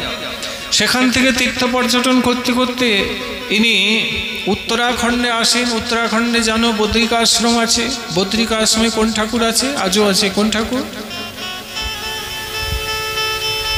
বদ্রীনারায়ণ আছে। কে আছে? বদ্রীনারায়ণ। তো বদ্রিকা আশ্রমে এলে বদ্রীনারায়ণ আছেন, আর কে আছেন? আর 2 জন সাধু আছেন বাবা বদ্রিকা আশ্রমে, ভাগবতেই পায়। একজন হচ্ছেন বেদব্যাসজি আর দ্বিতীয় জন হচ্ছেন উদ্ধবজি। আমরা ভাগবতেই পাই, যখন গোবিন্দ অন্তর্ধান লীলা করছেন, ভাগবত থেকে বলছি, শ্রী ভগবান শ্রীকৃষ্ণচন্দ্র উদ্ধবকে বলেছি, উদ্ধব তুমি এখান থেকে আমি অন্তর্হিত হবার পরে বদ্রিকা আশ্রমে চলে যাবে। তো উদ্ধবজি লতাগুল্ম রূপে বৃন্দাবনে কুসুম সরোবরে রাধারানী কৃপা নিয়ে 1 স্বরূপে থাকলেন, আর 1 স্বরূপে উদ্ধবজি প্রভুর আজ্ঞা এবং আদেশ মতন বদ্রিকা আশ্রমে চলে গেলেন। তো উদ্ধবজি আজও কিন্তু বদ্রিকা আশ্রমে আছে। আর বেদব্যাস সকল গ্রন্থ সমাপন করে তিনিও কিন্তু বদ্রীনারায়ণের দর্শন পেয়ে তিনি বদ্রিকা আশ্রমে গিয়েছেন। এই তত্ত্বই রহস্যগুলি যদি আপনি না জানবেন, তারপরে যদি বদ্রিকা আশ্রমে যদিও চলে যান, তো কিছু দেবালয় তো দর্শন হবে, কিন্তু সাক্ষাৎ ভগবানের দর্শন হবে না। কি করে হবে? কারণ মহিমা জানেন। কিন্তু এই বল্লভাচার্য মহিমা জানতেন, স্বাভাবিক জানবেন, গুরু কৃপাতে জানেন। তিনি যখন তীর্থ করতে বদ্রিকা আশ্রমে আসেন, আশ্চর্য হবেন না যে বদ্রীনারায়ণ ভগবান তেনাকে দর্শন দিলেন, এবং বেদব্যাস এবং উদ্ধবজি সাক্ষাৎ নরমূর্তি ধারণ করে আজকে বল্লভাচার্যকে দর্শন দিয়ে বহু আশীর্বাদ করলেন। বল্লভাচার্য দর্শন করে আপ্লুত আনন্দিত চিত্তে দণ্ডবত প্রণাম করেছেন। বলিয়ে বেদব্যাস ভগবান কি জয়, বলিয়ে শ্রী উদ্ধবজি মহারাজ কি জয়, বলিয়ে বদ্রীনারায়ণ ভগবান কি জয়। জয় জয় শ্রী রাধে। এখান থেকে যখন তিনি এগিয়ে আসছেন বদ্রিকা আশ্রম থেকে, তারপরে তিনি চলে এলেন কোথায়? তিনি চলে এলেন পণ্ডরীনাথ। এখানের কথা মৃণাল আমাকে একটু বলতে বলেছে। ও তো বলছিল নামদেবটা একটু বলতে, আমি বললাম নামদেব তো 7 দিন লাগবে, তুমি করেছো 5 দিন, 2 দিন বাদ হয়ে যাবে। বলি पंढरीनाथ भगवान की জয়। কোথায় এলেন বল্লভাচার্যজি? পন্ডরপুর। কোথায় এলেন মা? নামটা বলে একবার। আমরা জানি নামটাও হয়তো অনেকে শুনুনি, আমরা জানি। 5 দিন এখানে আয়োজন হয়েছে, চেষ্টা থাকবে কিছু বিশেষের মধ্যে বিশেষ, বেশ কিছু অজানা কথা, অজান্ত কথা যে আমরা জানি না সেগুলো জেনে নেব। পন্ডরপুর মহারাষ্ট্রের বৃন্দাবন বলা। আমাদের গৌড়দেশের বৃন্দাবন কোনটি বলো দেখি, তাহলে বইতে সুবিধা। আমাদের গৌড়দেশের বৃন্দাবন কোনটি? নবদ্বীপ, তাই না? মহাপ্রভু রাধাকৃষ্ণ মিলিত তো। তাহলে আমাদের গৌড়দেশের বৃন্দাবন যেমন নবদ্বীপ, জেনে রেখো, তেমনি মহারাষ্ট্র রাজ্যের বৃন্দাবন হচ্ছে পন্ডরপুর। আমাদের ভাগ্য হয়েছিল গত বছর গিয়েছিলাম নিয়মসার পর, দেখে এসেছি, দর্শন করে এসেছি।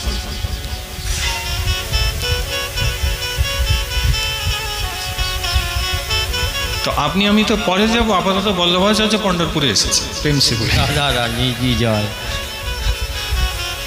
উনি এসেছে পন্ডরপুরের ঠাকুর বড় অদ্ভুত মা, গিয়ে এসছি তো দেখে এসছি। 3 ঘন্টা লাইন দিতে হয়।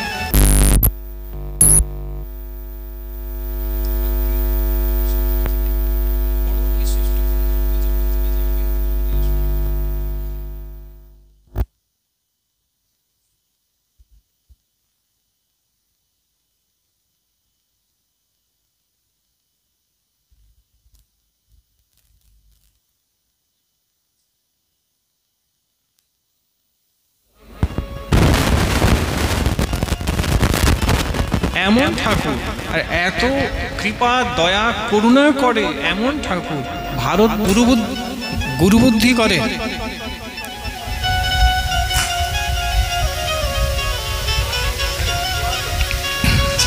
গুরুবুদ্ধি করেন। এগুলো যা করার আগে করবেন বাবা, আমার আসার আগে। এটা গীতা পাঠ করছি না তো আমি বাবা।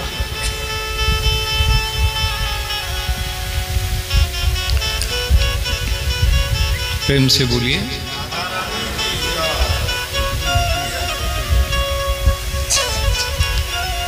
আগে আসবেন, অনুরোধ, আমার বিক্ষেপ হয়।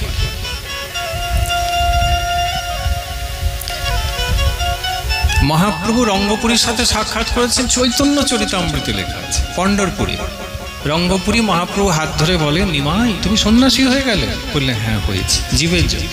কিন্তু জানো তো নিমাই, আমার নবদ্বীপের কথা এবং তোমার মায়ের কথা খুব মনে পড়ে। মহাপ্রভু বলছেন, আমার মায়ের কথা কি মনে পড়ে আপনার? বললে, নবদ্বীপে যখন আমি গিয়েছিলাম তখন তোমার মা আমাকে সুক্ত পাইয়েছে, আর যেই সুক্ত তোমার মা আমাকে পাইয়েছিল নিমাই, সেটা আজও আমার মুখে লেগে আছে। সেরকম সুক্ত আজ পর্যন্ত অন্য কোথাও আমি পাইনি। এই কথাগুলো কোথায় হয়েছে? পন্ডরপুরে হয়েছে। আমরা জানি না, আমরা চৈতন্য চরিতামৃত পড়ি কিন্তু কখনো অধ্যয়ন করিনি, তাই হয়তো জানি না। লেখা আছে চরিতামৃত। মহাপ্রভু যাওয়ার কারণ কি? না, মহাপ্রভু দাদা বিশ্বরূপ 16 বছর বয়সে সন্ন্যাসী হয়ে যখন বেরিয়ে গেলে, মামার ছেলে লোকনাথ বললেন, তোমাদের গ্রামে তো সপ্তাহ হলো, বলে গেলে মনে নাই? গৌর কথা সপ্তাহ হলো না, শ্রী চৈতন্য ভাগবতের অবলম্বনে তখন বলা হয়েছে। মামার ছেলে লোকনাথ বলল না, বন্ধু হয় সহপাঠী হয়, অদ্বৈত গৃহে ভাগবত পড়ে বিশ্বরূপ। কি বলেছিল? হাত দেখতে পারি বন্ধু, যা দেখতে পাচ্ছি দুঃখের কথা, তোমার আয়ু বেশি নেই। ওদিকে মা তোড়জোড় করছে, বাবা তোড়জোড় করছে, বিশ্বরূপের বিয়ে দিয়ে দিবে। কিন্তু বিশ্বরূপ তো জানে আমি আর বাঁচব না, আমাকে চলে যেতে হবে। তা তত্ত্বটি আলাদা। কেন চলে যেতে হবে? বলে বিশ্বরূপ গেলে তো নিতাই আসবে। বিশ্বরূপ তত্ত্ব কি? বলে বিশ্বরূপ তত্ত্বটি হচ্ছে নিত্যানন্দ। নিত্যানন্দের অংশ হচ্ছে বিশ্বরূপ, আর নিত্যানন্দ হচ্ছে মূল অংশী। তাই মূল অংশী আসবে, তাই অংশ অংশীর সাথে গিয়ে মিশে একাকার হয়ে যাবে, তাই ওকে যেতে হবে। এই তত্ত্ব তো আর সবাইকে বলা যাবে না, যদিও তুমি আমি এখানে জেনে নিলাম। মাকে তো আর বলা যাবে না, মা তো আর তত্ত্ব বোঝে না, মা ছেলেকে ভালোবাসে এটুকুই বোঝে। তাই বিশ্বরূপ সন্ন্যাসী হয়ে বেরিয়ে গেলেন, শঙ্করারণ্য নাম ধরলেন, বৈষ্ণব বন্দনায় লেখা। শঙ্করারণ্য নাম ধরলেন, গিয়ে গেলেন কোথায় বন্ধু? বিশ্বরূপ সন্ন্যাসী হয়ে গেলেন কোথায় শোনো? পণ্ঢরপুর। আর পণ্ঢরপুরে বিশ্বরূপ মহাযোগীর মতন কি করলেন? দেহত্যাগ করলেন। এ কথা আর কেউ না জানলে মহাপ্রভু জানেন, তিনি তো ভয়ং ভগবান। মহাপ্রভু বললেন পণ্ঢরপুরে তোমাকে যেতেই হবে। কেন না, আমার দাদা এখানে সেই দেহ রেখেছে, আমি দাদার অনুসন্ধান চাই। তাই মহাপ্রভু কাতর প্রাণে, বন্ধু অন্যত্র কোথাও মহাপ্রভু এত বিলাপ করে নাই, কিন্তু পণ্ঢরপুরে গিয়ে দাদার নাম ধরে বহু বিলাপ করেছেন, বহু ক্রন্দন করেছেন। এই জন্য নিত্যানন্দ প্রভুরও কিন্তু মহাপ্রভুর আগে পণ্ঢরপুরে আসা। কেন না, বিশ্বরূপ যে অংশটি পণ্ঢরপুরেই রয়েছে, অংশী নিতাই চাঁদ গেলে অংশ অংশীর সাথে মিলেমিশে একাকার হবে। এমনও লেখা আছে, যখন বিশ্বরূপ দেহত্যাগ পণ্ঢরপুরে করেন, তখন সম্মুখে নিত্যানন্দ প্রভু দাঁড়িয়েছে। নিত্যানন্দ বললেন, তুমি আমারই অংশ, এবার আমি নবদ্বীপে যাব, কাজেই তুমি আমাতে মিলে যাও, মিশে যাও, এক হয়ে যাও। তাই বিশ্বরূপের দেহের থেকে নিত্যানন্দ অংশটি নিতাই চাঁদের অঙ্গে গিয়ে মিলে গিয়েছিল, এমনও শাস্ত্রে পাওয়া যায়। এসব ঘটনা কোথায় ঘটেছে বন্ধু? পণ্ঢরপুরে ঘটেছে। তাহলে একবার যেতে হবে না? কারা যায়? বলে যারা এগুলো যায় তারা যায়। আমরা তো বিশেষ আকর্ষণ করে যখন জানলাম নিতাই চাঁদের দীক্ষা পণ্ঢরপুরে হয়েছে, তখন তো যাওয়ার ইচ্ছেটা 16 আনা বেড়ে যায়।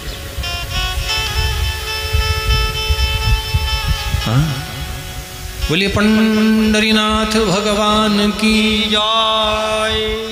তা পণ্ঢরপুরে গেলে যখন পণ্ঢরপুরে একটু কীর্তন হবে না, কীর্তন হবে। আজ বল্লভাচার্য পণ্ঢরপুরে এসেছেন, এত মহিমা, পণ্ঢরীনাথ ভগবানের মহিমা আমরা শুনবো। তার আগে একটু পণ্ঢরীনাথের কীর্তন আমরা করি। माझा विठ्ठल विठ्ठल विठ्ठला, माझा विठ्ठल विठ्ठल विठ्ठला, माझा विठ्ठल विठ्ठल विठ्ठला, माझा विठ्ठला विठ्ठला विठ्ठला। माझा माने মারাঠি ভাষা, माझा মানে আমার, माझा মানে। তাহলে সবাই কীর্তন করলে সুখী হবেন, পণ্ঢরীনাথের কৃপা লাভ করবেন। একটু সবাই মিলে করুন, বলুন माझा विठ्ठल विठ्ठल विठ्ठला, माझा विठ्ठल विठ्ठल विठ्ठला, বলুন माझा विठ्ठल विठ्ठल विठ्ठला, माझा विठ्ठल विठ्ठल विठ्ठला, माझा विठ्ठल पांडुरंगा हो, माझा विठ्ठल पांडुरंगा, माझा विठ्ठल पांडुरंगा हो, माझा विठ्ठल पांडुरंगा, माझा विठ्ठल विठ्ठल विठ्ठला, माझा विठ्ठल विठ्ठल विठ्ठला, माझा विठ्ठल विठ्ठल विठ्ठला, माझा विठ्ठल विठ्ठल विठ्ठला, माझा विठ्ठल पांडुरंगा हो, माझा विठ्ठल पांडुरंगा, विठ्ठल विठ्ठल विठ्ठला पांडुरंगा विठ्ठला, विठ्ठल विठ्ठल विठ्ठला पांडुरंगा विठ्ठला, विठ्ठल विठ्ठल विठ्ठला पांडुरंगा विठ्ठला, विठ्ठल विठ्ठल विठ्ठला पांडुरंगा विठ्ठला, विठोबा रुक्माई विठोबा रुक्माई, विठोबा रुक्माई विठोबा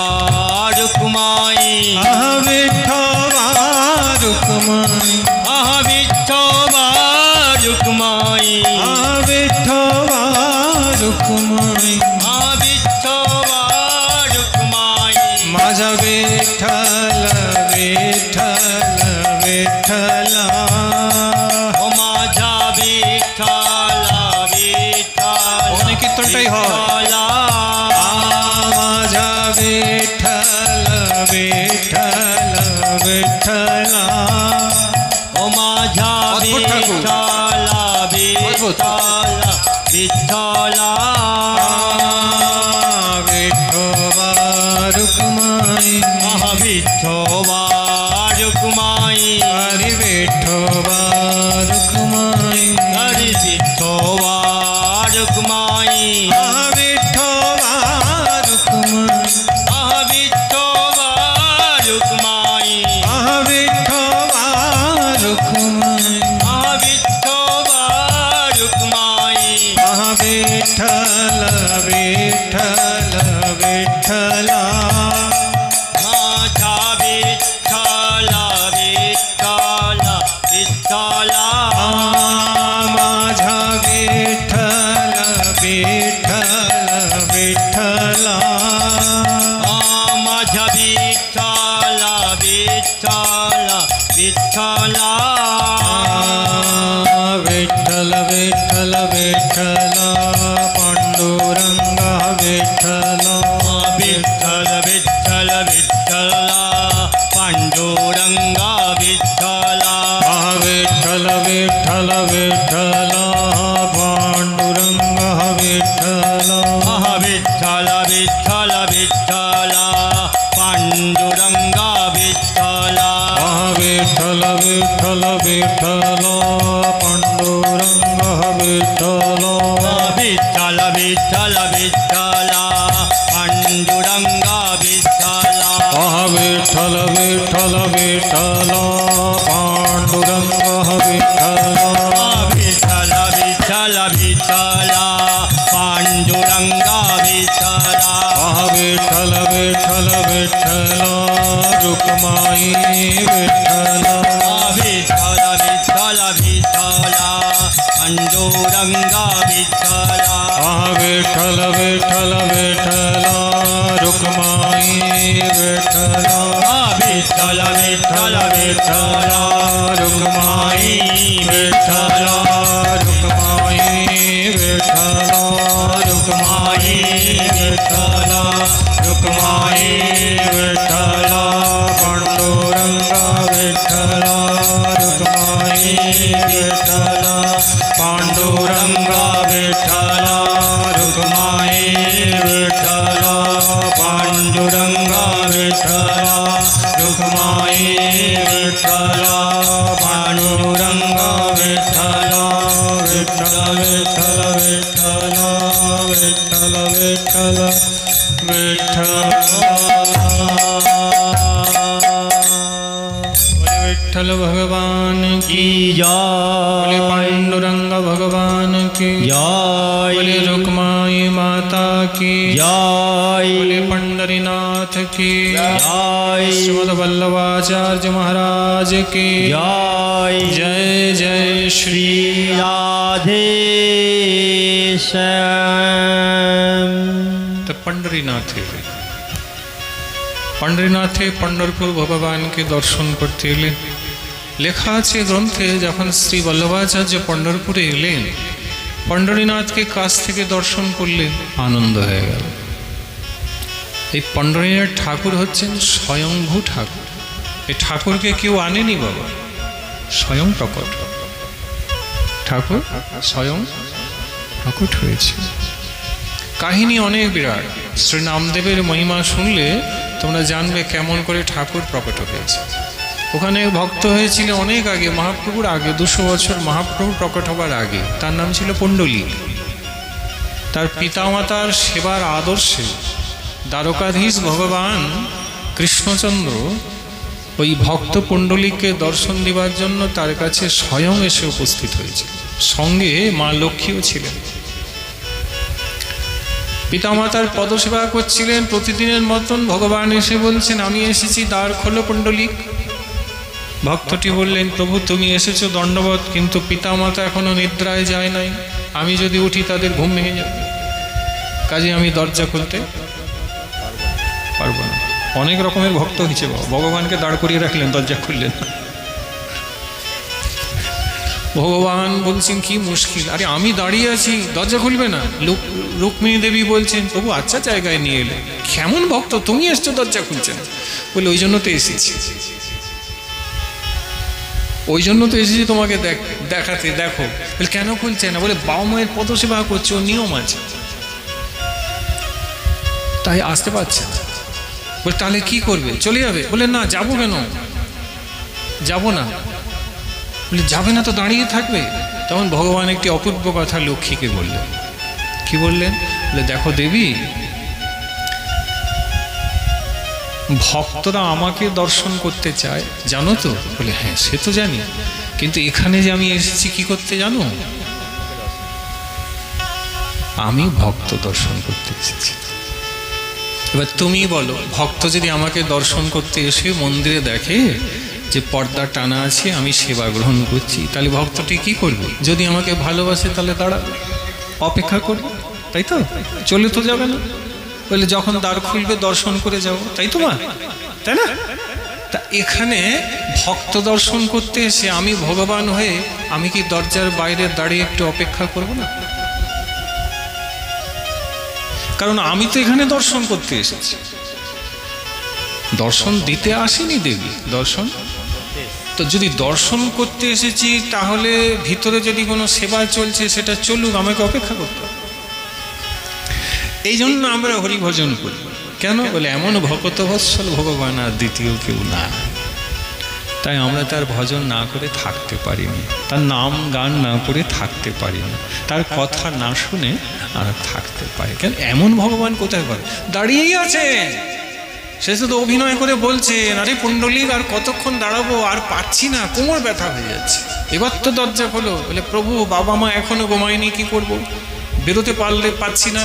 তোমার যদি কোমরে ব্যথা হচ্ছে, আমার ঘরে একটা ইঁট আছে, সেই ইঁটটা কি করলে ছুঁড়ে সরিয়ে দিলে। প্রভু তুমি এক কাজ করো, কষ্ট হলে ইঁটের উপরে বসে পড়ো।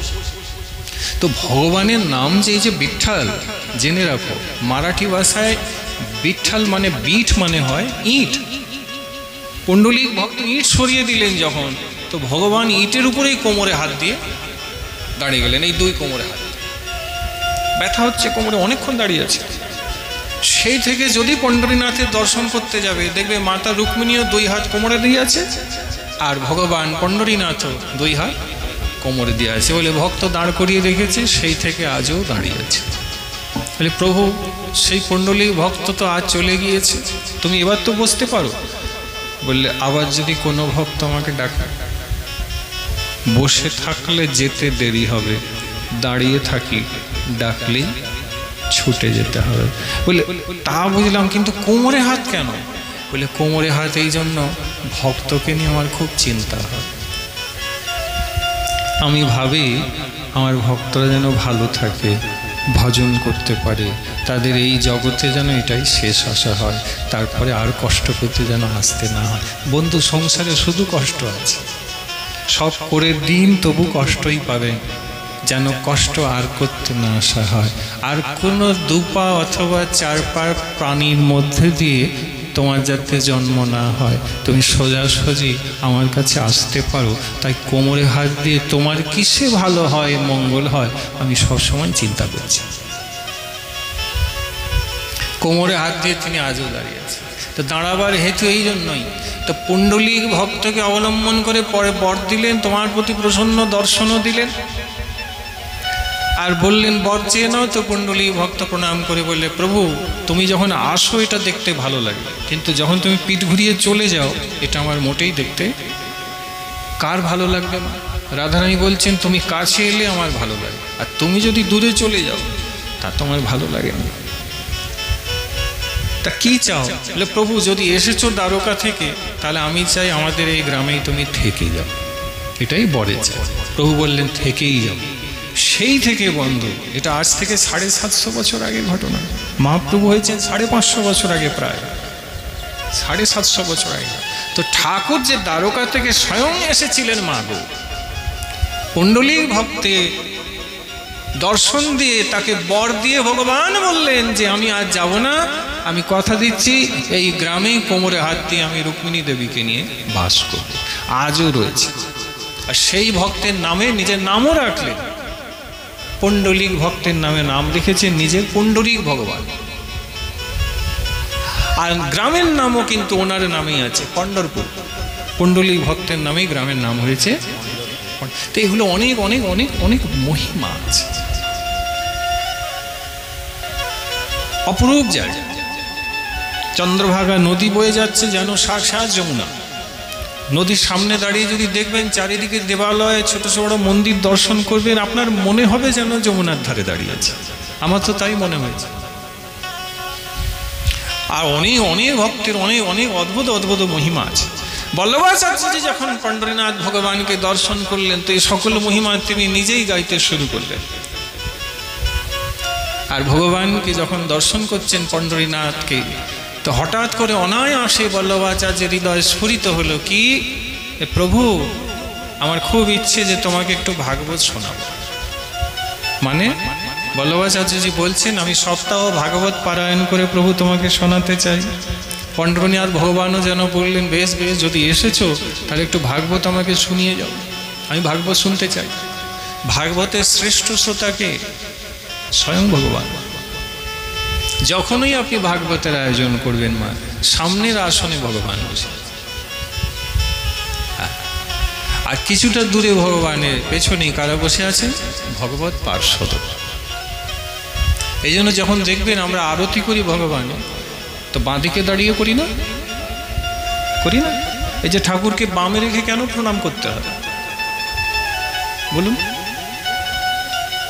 ভগবান কৃষ্ণকে বামে রেখে প্রণাম করো তো? প্রশ্ন হচ্ছে কেন বলুন, বলুন।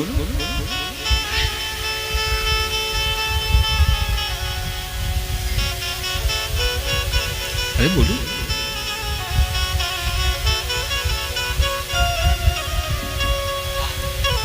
না, শাস্ত্রসম্মত উত্তর দিতে হবে, মন গড়া উত্তর দিলে তো চলবে না। কেন কেন আপনি বামে রেখে প্রণাম করেন, বামে আরতি করেন? আরো বলি, যারা আরতি দর্শন করেন ওরাও দেখবেন সোজাসুজি দাঁড়ায় না, কেউ বাঁদিকে দাঁড়িয়ে আছে সারিবদ্ধ হয়ে, কেউ পংক্তিবদ্ধ ডান দিকে দাঁড়িয়ে আছে। মাঝখানটা কি করে? ফাঁকা রাখে। আপনি যে কোনো দেবালয়ে বৃন্দাবনে চলে যান, মাঝখানে দাঁড়াতে দেয় না আরতির সময়, তাই না? এক পাশাপাশি আপনাকে দাঁড়াতে। প্রশ্ন কেন?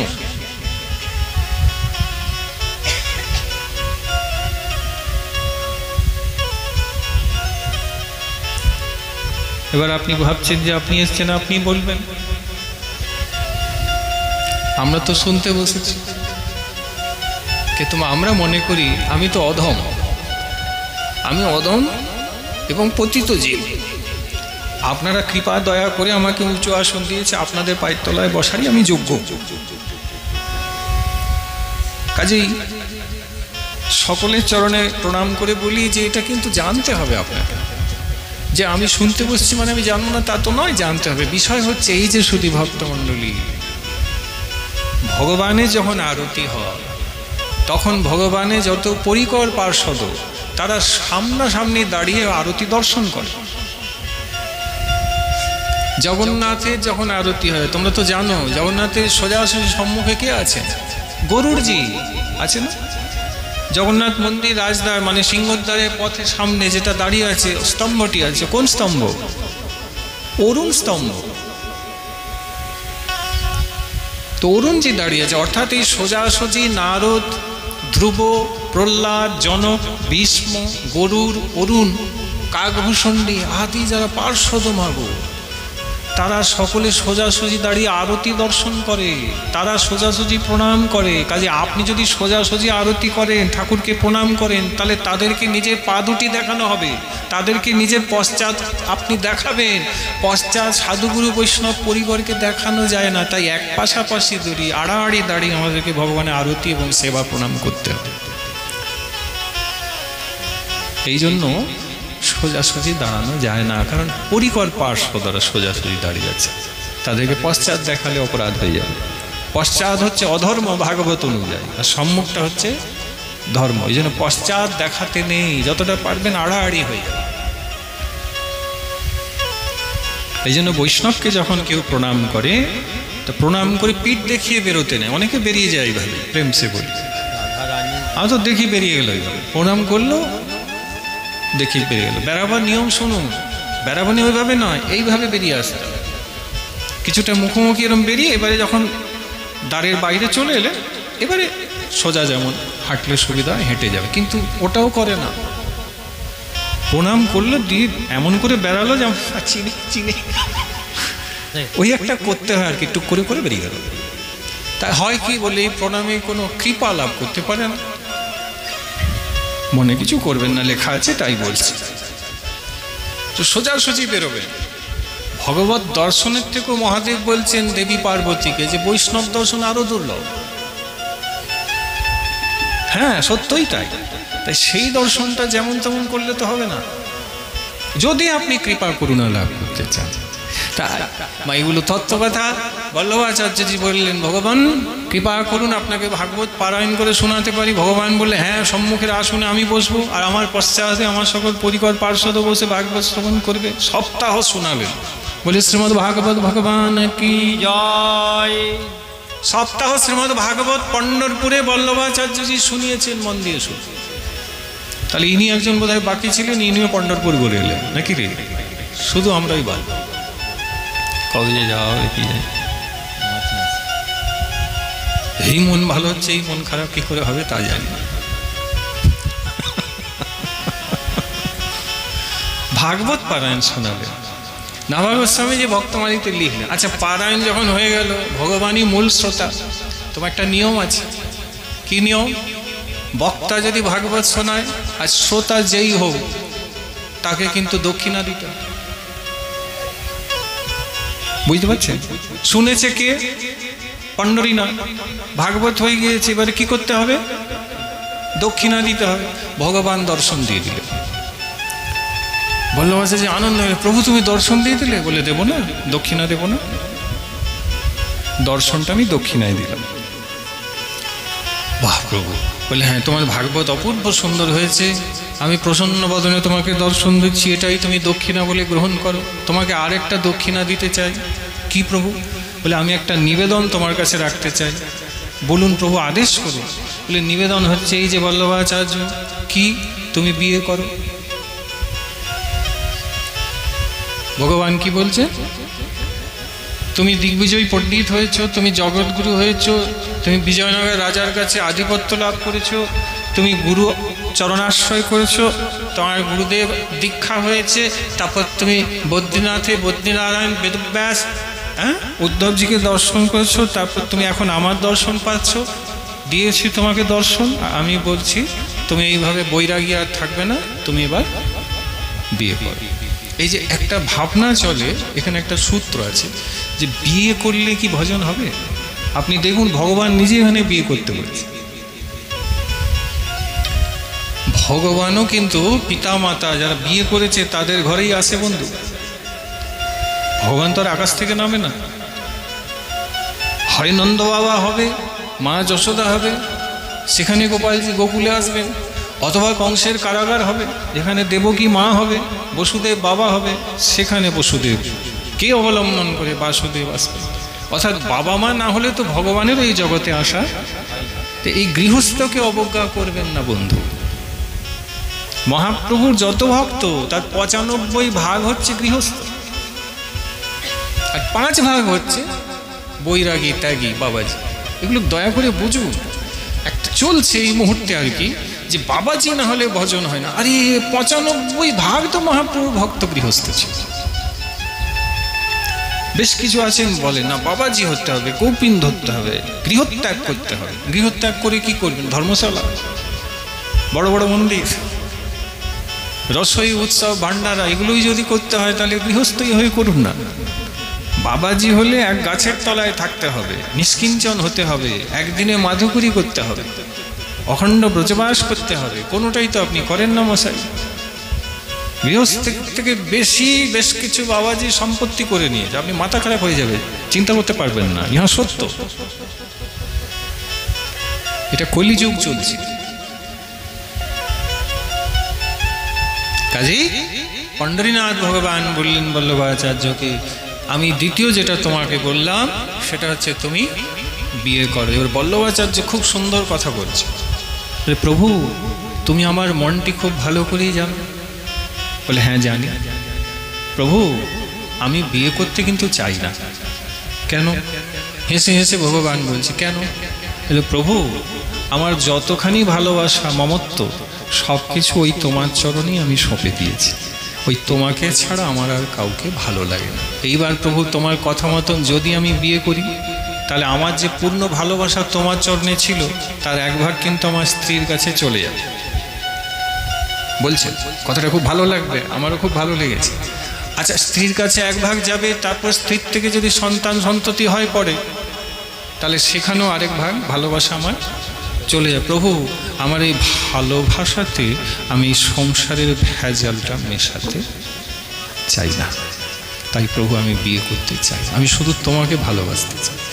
খুশি হলেন ভগবান। এইভাবেই তো বিয়ে করতে হয়, এটাই বিয়ে করার নিয়ম। যখন বিয়ে করবেন ভগবানের কাছে প্রতিশ্রুতি নেবেন যে প্রভু, আমরা গৃহস্থ হয়ে স্বামী স্ত্রী যেন তোমার ভজন করতে পারি। যেমন সুদামা করেছে, সুশীলাকে সঙ্গে নিয়ে করে নাই? করেছে। ভগবান বলেছেন সুদামার ভক্তির থেকেও তার স্ত্রী সুশীলার ভক্তি আমাকে বেশি আকৃষ্ট করে। এরা গৃহস্থ করে নাই? করেছে। তাহলে মহাপ্রভু বিষ্ণুপ্রিয়াকে বিয়ে করে নাই? করেছে। মহাপ্রভু গৃহস্থলে রান্না করে বিষ্ণুপ্রিয়া মহাপ্রভুকে সেবা দেয় নাই? দিয়েছে। শুলে পদসেবা করে নাই? করেছে। তো গৃহস্থ হতে হবে, সৎ গৃহস্থ হবেন। গৃহস্থ আর সৎ গৃহস্থের তফাৎ কি? বলে সৎ গৃহস্থ মানে গুরু গোবিন্দ গোপালের সেবা আছে, সৎ গৃহস্থ। আর যদি নেই তাহলে শুধু গৃহস্থ, আমিষ খাওয়া আছে।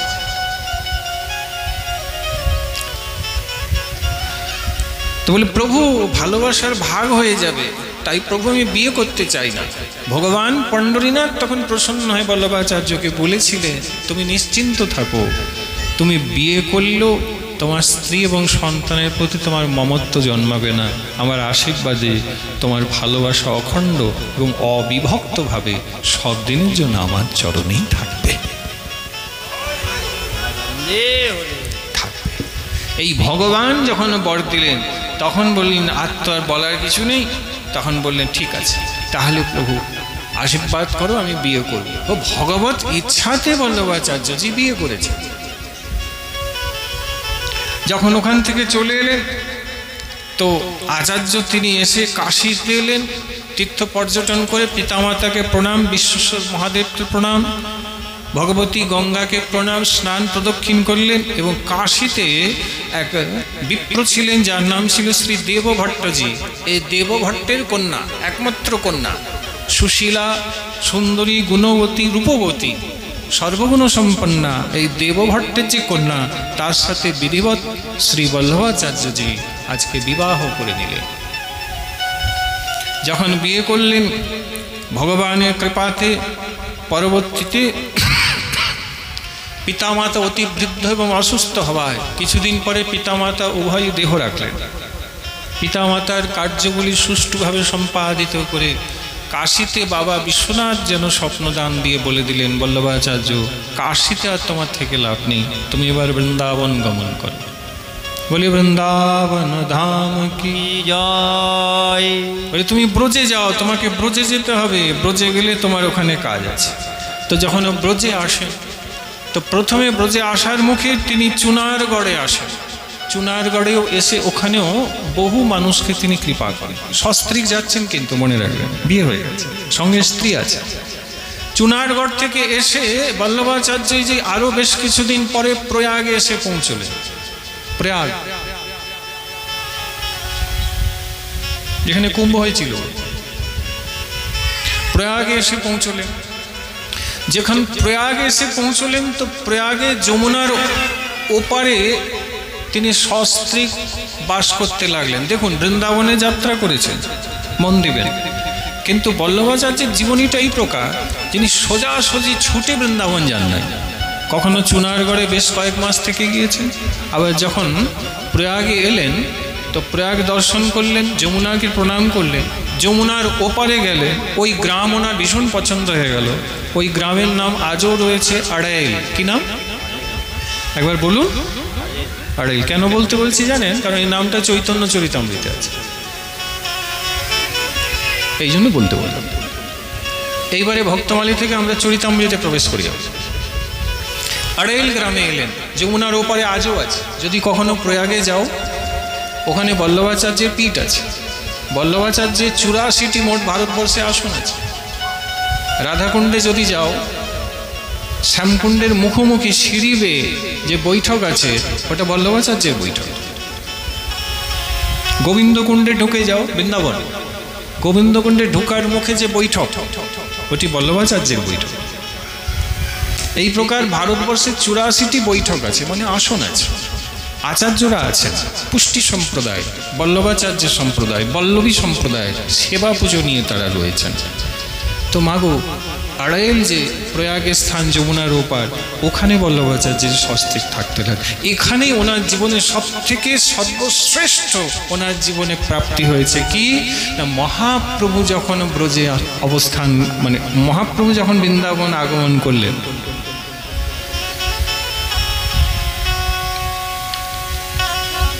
সম্ভবত চৈতন্য চরিতামৃতের মধ্যলীলার 19 পরিচ্ছেদ হবে, দেখে নিবেন।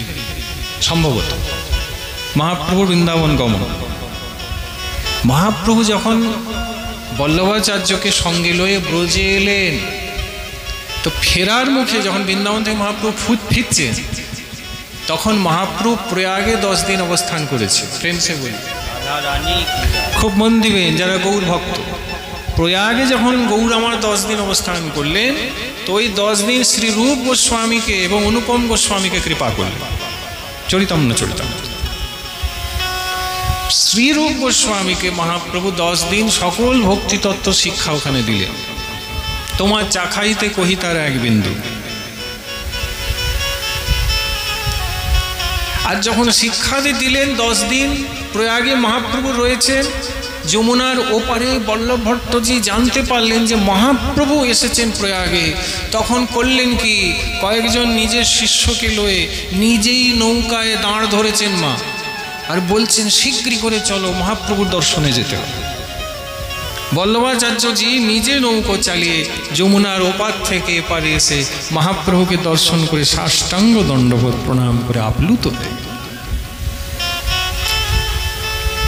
বহু দৈন্য বিনয় এবং প্রার্থনা মহাপ্রভুর চরণে করলেন। মহাপ্রভু সন্ন্যাসী রূপ গোস্বামী দর্শন করছেন, অনুপম গোস্বামীও দেখছেন যে বল্লভাচার্য এসেছেন, এবং মহাপ্রভুর চরণে বহু নিবেদন আবেদন করে বল্লভাচার্য বলে, প্রভু তুমি এসেছো, কৃপা করো, আমাদের বাস্তুতে একটু চরণ ধুলা দিয়ে যাও, প্রভু দয়া করো, প্রভু কৃপা করো। অনেক বলাতে মহাপ্রভু তো ভিক্ষা গ্রহণ করেন, আর তো কিছু নেন না। তখন মহাপ্রভু বললেন ঠিক আছে যাব। তো বলে প্রভু সঙ্গে করেই নিয়ে যাও। নৌকোতে মহাপ্রভু বসেছে, না নৌকো চালাচ্ছে কে? অত বড় আচার্য নৌকো চালাচ্ছে। নৌকো চালিয়ে ওপারে নিয়ে গেলেন। ওনার স্ত্রী ভেতরে ছিলেন, মাথায় কাপড় দিয়ে মহাপ্রভুকে প্রণাম করলেন। জীবনে এটা সর্বশ্রেষ্ঠ প্রাপ্তি বল্লভাচার্য। রাধা কৃষ্ণ মিলিত মহাপ্রভুকে দর্শন করছেন, এর থেকে শ্রেষ্ঠ আর বলুন আপনি কি হতে পারে? এগুলো আমরা জানি না, আমাদের পাঠ কীর্তনের মধ্যে এগুলো আস্বাদন হয় না, এগুলো রহস্যই থেকে গেল। অথচ কবিরাজ গোস্বামী গ্রন্থে প্রকাশ করেছে। আপনি দেখে নিতে পারেন, মধ্যলীলায় আছে। বাড়িতে নিয়ে গেলে আরো শুনো, অদ্ভুত প্রসঙ্গ। যখন বাড়িতে নিয়ে গেছেন তখন দুপুর গড়িয়ে গিয়েছে, সন্ধে না হলেও সন্ধে হবে হবে প্রায়, হয়নি। আর মহাপ্রভু এসেছেন, ভগবান এসেছেন, বসেছেন, মহাপ্রভু চরণ ধৌত করিয়েছেন, আসন দিয়েছে। বল্লভাচার্য তার স্ত্রীকে বলছে, শোনো তাড়াতাড়ি মহাপ্রভু এসেছেন, মহাপ্রভুকে তাড়াতাড়ি প্রসাদ পাওয়া। এবারে স্ত্রী যখন ভিতরে গিয়েছেন তখন ছিল কি অনবসর কাল। অনবসর কাল মানে জানেন, মানে ঠাকুরকে সেবা দিয়ে একটু পর্দা টেনে বিশ্রাম দেওয়া হয়েছে। আজ যা রসই প্রসাদ টোসাদ ছিল তা তো সব পাওয়া হয়ে গিয়েছে, বাড়িতে প্রসাদ আর এখন নেই, সেটা তৈরি করতে হবে। স্ত্রী অমনি ছুটে স্বামীর হাত ধরে বলছেন, শুনছো প্রসাদ কি করে দেবো, প্রসাদ তো নেই। প্রসাদ নেই মানে ঠাকুর তো এখন অনবসরে আছে, ঠাকুর জাগাবো তবে তো, কি করে প্রসাদ দেবো? বলে দুর্বোকা। বল্লভাচার্যের বাণী একটু মন দিবেন বাবা, এই জায়গাটা মন দিবেন। বল্লভাচার্যজি বলছেন, শোনো বাড়িতে মহাপ্রভু এসেছেন মানে কে এসেছে জানো? কে এসেছে? আরে ভগবান এসেছে। আর ভগবান যে বাড়িতে রয়েছে, যার সেবা তুমি করো প্রতিদিন, তো তাকে যেমন রান্না রসই করে তুলসী দিয়ে নিবেদন করো, সে তো বিগ্রহ ভগবান। আর আজকে যিনি ঘরে এসেছেন সাক্ষাৎ সচল ভগবান জগন্নাথ। কাজেই নিবেদন আর গোপালকে ঘরে করার দরকার নেই, সাক্ষাৎ ভগবান এসেছে। শীঘ্রই রসই করো, তুলসী পত্র দিয়ে নিবেদন করো। আমাদের ঘড়িতে সাক্ষাৎ ভগবান প্রশাসন। দে হরি হরি বল। এগুলো বলা হয় না আমাদের। আপনি এটা আগে শুনেছিলেন? এই প্রসঙ্গটা আগে শুনেছিলেন? শুনেছিলেন তো ধন্যবাদ নিবেন, আর শুনেন নাই তো হৃদয়ে ধারণ করুন। পাঠ কীর্তন যখন করবেন 5 জনকে শোনাবেন, 5 জনকে জানাবেন। বাবা গ্রন্থে আছে, গ্রন্থের বাইরে বলছি না, অনেকেই জানে। এই জন্য তো আয়োজন, এই জন্য তো আপনার আশা যে অজানা বিষয়গুলো একটু জানবো। মহাপ্রভুর বিষয় আমরা জানি না, না বন্ধু যে বলে জানি, সেগুলোও জানেন। তা কি করে জানেন? বল্লভাচার্য জানতে পারলেন, মহাপ্রভু প্রসন্ন হলেন, বলে বা তুমি আমার তত্ত্ব জানতে পেরে গেছো, যে আমি সন্ন্যাসী নয়, জানতে পেরেছি। তাকে আশীর্বাদ করলে, চিন্তা করুন, একেবারে আমানিয়া বস্তু মহাপ্রভু সেবাতে দিয়ে দিন। কারণ ওই সাক্ষাৎ ভগবান, তো ওনাকে দিলেই তো নিবেদন। আর বিগ্রহকে কেন দিতে হবে? বিগ্রহকে দিবার তো দরকার নেই, বিগ্রহই তো সাক্ষাৎ এসেছে না, নাকি বাবা? তো দিয়ে দিন, দিয়ে দিন। স্ত্রী জানতে পারলে যে মহাপ্রভু হচ্ছেন ভগবান। তো বল্লভাচার্যকে মহাপ্রভু আড়াইল গ্রামে, আজও যদি যারা প্রয়াগে যায়, যারা ভজন করে, যারা একটু বোঝে জানে ভজনের রহস্য, তারা প্রয়াগে যদি কুম্ভে যায়, তারা একটু আড়াইল গ্রাম ঘুরে আসে। কুম্ভে কে গেছিলেন? কুম্ভে মহাপ্রভু প্রয়াগে কিন্তু চরণ চিহ্ন আছে, অনেকে দর্শন করেছে, গৌর চরণ চিহ্ন আছে। আর কি যদি একটু যমুনার ওপারে চলে যেতেন, তাহলে বল্লভাচার্য ওই যে বললাম আসন আছে আড়াইল, ওখানে গেলেও কিন্তু আপনি মহাপ্রভু কিছুটা জানতে পারতেন। এগুলো যদি করে আসেন তবু বলবো ভালো। আর যদি কুম্ভে গেলেন আর স্নান করে এলেন, তো তীর্থ করে এলেন, তাহলে ক্ষতি হয়ে গেল। আমাদের এই ক্ষতি চলতেই থাকবে, চারাই বেতি চলছে। কেন চলে বললে, সাধু বাক্যে বিশ্বাস নেই, শাস্ত্রের ভরসা নেই, ভজন কি তা আমার জানা নাই, কিছু একটা করছি এতেই খুশি ভাই, আপনি বলুন অসুবিধা নাই, আমি তীর্থ করব। আপনি আমাকে পাঠাতে পারবেন, আমি করে আসছি, আমি করে যাব। তীর্থ ছাড়তে পারছে না, তীর্থ না ছাড়লে গুরু হওয়া যায় না। প্রেম সে বলিয়ে কারণ চক্রবর্তী পাল বলেন, আরাধ্য ভগবান ব্রজেশ তনয় তদ্ধাম বৃন্দাবন। দুটি কথা স্পষ্ট, আমাদের আরাধ্য দেব হচ্ছেন ব্রজেন্দ্র নন্দন এবং তার ধাম হচ্ছে বৃন্দাবন। তা এই যদি তত্ত্বশাস্ত্রকার আচার্য বললেন, তাহলে এর বাইরে তীর্থে কি যাওয়া যাবে? ব্রজের তনয় ব্রজেন্দ্র নন্দন আপনার আরাধ্য দেব, তার ধাম হলো বৃন্দাবন, তাহলে ধাম ছেড়ে তীর্থে যাবেন কেন? কিন্তু তবু মন টানে, আপনো আপনো স্থানে প্রীতি সবাই টানে। টানছে যখন যাবে, আচার্যকেও টানছে, তিনিও চলে যাচ্ছেন, আর চেলাকেও নিয়ে যাচ্ছেন। এবার চেলাও ডুবে যাবে, আচার্য ডুবে যাবে, নির্ঘাত ডুবে যাবে। অর্থাৎ রাধারানীর ভজন আর হবে না। কথাটি তেতো কিন্তু চরম সত্য, আর হবে না, অসম্ভব।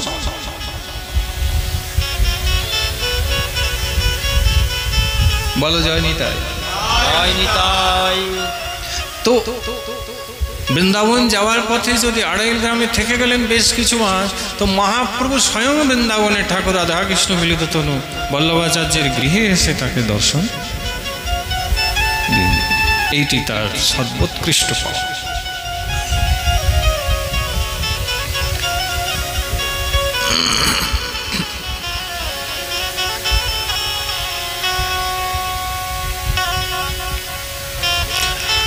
সেখান থেকে রূপ গোস্বামীকে মহাপ্রভু কৃপা করে ভজন আদি শিক্ষা দিয়ে বহু বহু আশীর্বাদ করে বৃন্দাবনে পাঠালেন। মহাপ্রভু প্রয়াগ থেকে কাশীতে এলেন, তপন মিশ্র চন্দ্রশেখর আচার্যের বাড়িতে উঠলেন। তোমরা জানো কাশীতে মহাপ্রভু 2 মাস থেকেছেন, চরিতামৃতে লেখা আছে।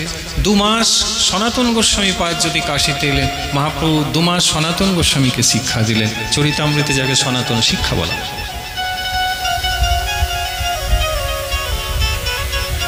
এবং তারপরে মহাপ্রভু যথারীতি পুনরায় আবার নীলাচলে ফিরে এলেন। নীলাচলে যে মহাপ্রভু পরে ফিরে এলেন, বল্লভাচার্যের মনে খুব ইচ্ছা হলো যে একবার মহাপ্রভুকে নীলাচলে গিয়েও আমি দর্শন করে আসি। তো উনি পরবর্তীতে বৃন্দাবনে গেলেন। আড়াইল গ্রামে ছিলেন তো সস্তায়, কাশীর থেকে এবারে কি করলেন, তিনিও বৃন্দাবনে। বৃন্দাবনে যদি এলেন, প্রথমেই পৌঁছলেন গোঘাট। গোঘাট বলে বৃন্দাবনে একটা জায়গা আছে, যমুনার ঘাট। এই গোঘাটে যখন এলেন, তো গোঘাটে উনি তাঁর সব থেকে অদ্ভুত শিষ্যকে লাভ করলেন। কি নাম বলতে পারবেন? বল্লভাচার্যের অদ্ভুত শিষ্য। জন্মান্ধ ছিলেন সুরদাস। সুরদাসের গুরুদেবকে শ্রীমৎ বল্লভাচার্য। সুরদাসজি এসে উপস্থিত হয়েছিলেন, অন্ধ, মহান বৈষ্ণব সুরদাসজি বাবা, যার ৭৫,০০০ নিজস্ব রচনার পদ আছে, আর ৫০,০০০ ওনার পদ স্বয়ং ভগবান শ্যামসুন্দর রচনা করেছেন। ১,২৫,০০০ পদ আছে। সেই সুরদাসকে, অন্ধ সুরদাসকে বল্লভাচার্যজি গোঘাটে দর্শন করলেন এবং সুরদাসজি বুঝলেন যে আমার গুরুদেবকে আমি পেয়েছি, এবং যথাসময়ে সুরদাসজিকে দীক্ষা দিলেন। দীক্ষা দেওয়ার ক্রম অদ্ভুত, মন দেবেন। সুরদাস অন্ধ, গান গাইতে ভালোবাসে। বল্লভাচার্যজি এসে বসেছে, সুরদাসজি বলছেন আপনি তো গান গাইতে ভালোবাসেন, প্রভুর একটু কিছু মহিমা গান করুন। সুরদাসজি তখন শুধু দৈন্যের গানগুলি গাইছে। আমি অধম, আমি পতিত, আমার মতন পাপী আর কেউ নাই, আমি মূর্খ, আমি সব থেকে অজ্ঞ, ইত্যাদি ইত্যাদি গান খুব খুব গাইছে। বল্লভাচার্যজি খানিকটা বিরক্ত হয়ে বললেন, সুরদাসজি আপনাকে প্রভুর গান গাইতে বললাম, আপনি তো শুধু নিজেরই মহিমা গাইছেন, আর কত নিজেকে অধম পতিত বলবেন, এবার একটু গোপালের লীলার গান করুন না। তো সুরদাসজি বললেন হাত জোড়ো করে, গুরুদেব গোপালের লীলা তো আমার স্মরণই হয় না, আমার যা স্মরণ হয় আমি তাই গাই, যদি গোপালের লীলা একটু স্মরণ হতো তাহলে গাইতাম। তখন এত প্রসন্ন হলেন বল্লভাচার্যজি, বললেন স্মরণ হয় না লীলা? বললেন না, হয় না। কাজ করুন, যমুনা স্নান করে আসুন, আপনাকে আমি স্মরণ করিয়ে দেবো। এই হচ্ছে আচার্য। সুরদাসজি যমুনা স্নান করে এলেন, তাকে বল্লভাচার্য দীক্ষা দিলেন এবং মাথায় হাত দিয়ে যে আশীর্বাদ করলেন, সঙ্গে সঙ্গে গোপালের সকল লীলা, বৃন্দাবন লীলা সুরদাসের মনে উদিত হয়ে গেল। বললেন এবারে কিছু দেখতে পাচ্ছেন লীলা? বললে হ্যাঁ পাচ্ছি গুরুদেব। বলে তাহলে এবারে গান করুন। তারপর থেকে সুরদাস গোপালের সকল লীলা গাইতে লাগলেন। গুরুদেবকে প্রদক্ষিণ প্রণাম করলেন আর বললেন প্রভু আদেশ করুন, আমি এবার কি করব? বলে এবারে আপনি ভজন করুন, তবে আমার এটুকুই নির্দেশ, আপনি বৃন্দাবন ধাম ছেড়ে কোথাও যাবেন না, আপনি গোবর্ধনে থেকেই ভজন করবেন। আজও সুরদাসজির কিন্তু বৃন্দাবন গোবর্ধনের কাছেই তার আসন আছে। কোথায় আছে? চন্দ্র সরোবরে আছে। কোথায় আছে মা? গোবর্ধন পরিক্রমা করতে যখন বেরোবে, গোবর্ধন পরিক্রমার পথেই চন্দ্র সরোবর। দেখে এসেছো? দেখেছো? আচ্ছা যদি দেখো না, এবারে ব্রজে গেলে দেখে নিও, নামটা মনে রাখবে, চন্দ্র সরোবর। এত সুন্দর লাগবে যখন যাবে, সামনে গিরিরাজের দর্শন। আজীবন গুরু বাক্য বল্লভাচার্যের বাক্য মেনে সুরদাসজি তারপর থেকে ওখানেই থেকে গেল। এরা কয়েকবার গিয়েছে, ওখানে সুরদাসজির পূর্ণ সমাধি আছে, পূর্ণ দর্শন করেছে। তেনার গুরুদেব হচ্ছেন বল্লভাচার্য। বল্লভাচার্যজির অনেক শিষ্য ছিল, তার মধ্যে 4 জন প্রধান। প্রথম হচ্ছে শ্রী কুম্ভন দাস, তারপরে যার নাম বললুম শ্রী সুরদাস, তারপরে শ্রী পরমানন্দ দাস, আর চতুর্থে শ্রী কৃষ্ণদাস। শিষ্য তো অনেক হয়েছে, কিন্তু 4 জন মানে বিশাল মাপের শিষ্য হয়েছেন। এদের আলাদা আলাদা মহিমা গাইতে গেলে 4 থেকে 5 দিন লাগবে কম করে, এক একজন শিষ্যের এমন মহিমা। বলো জয় নিতাই।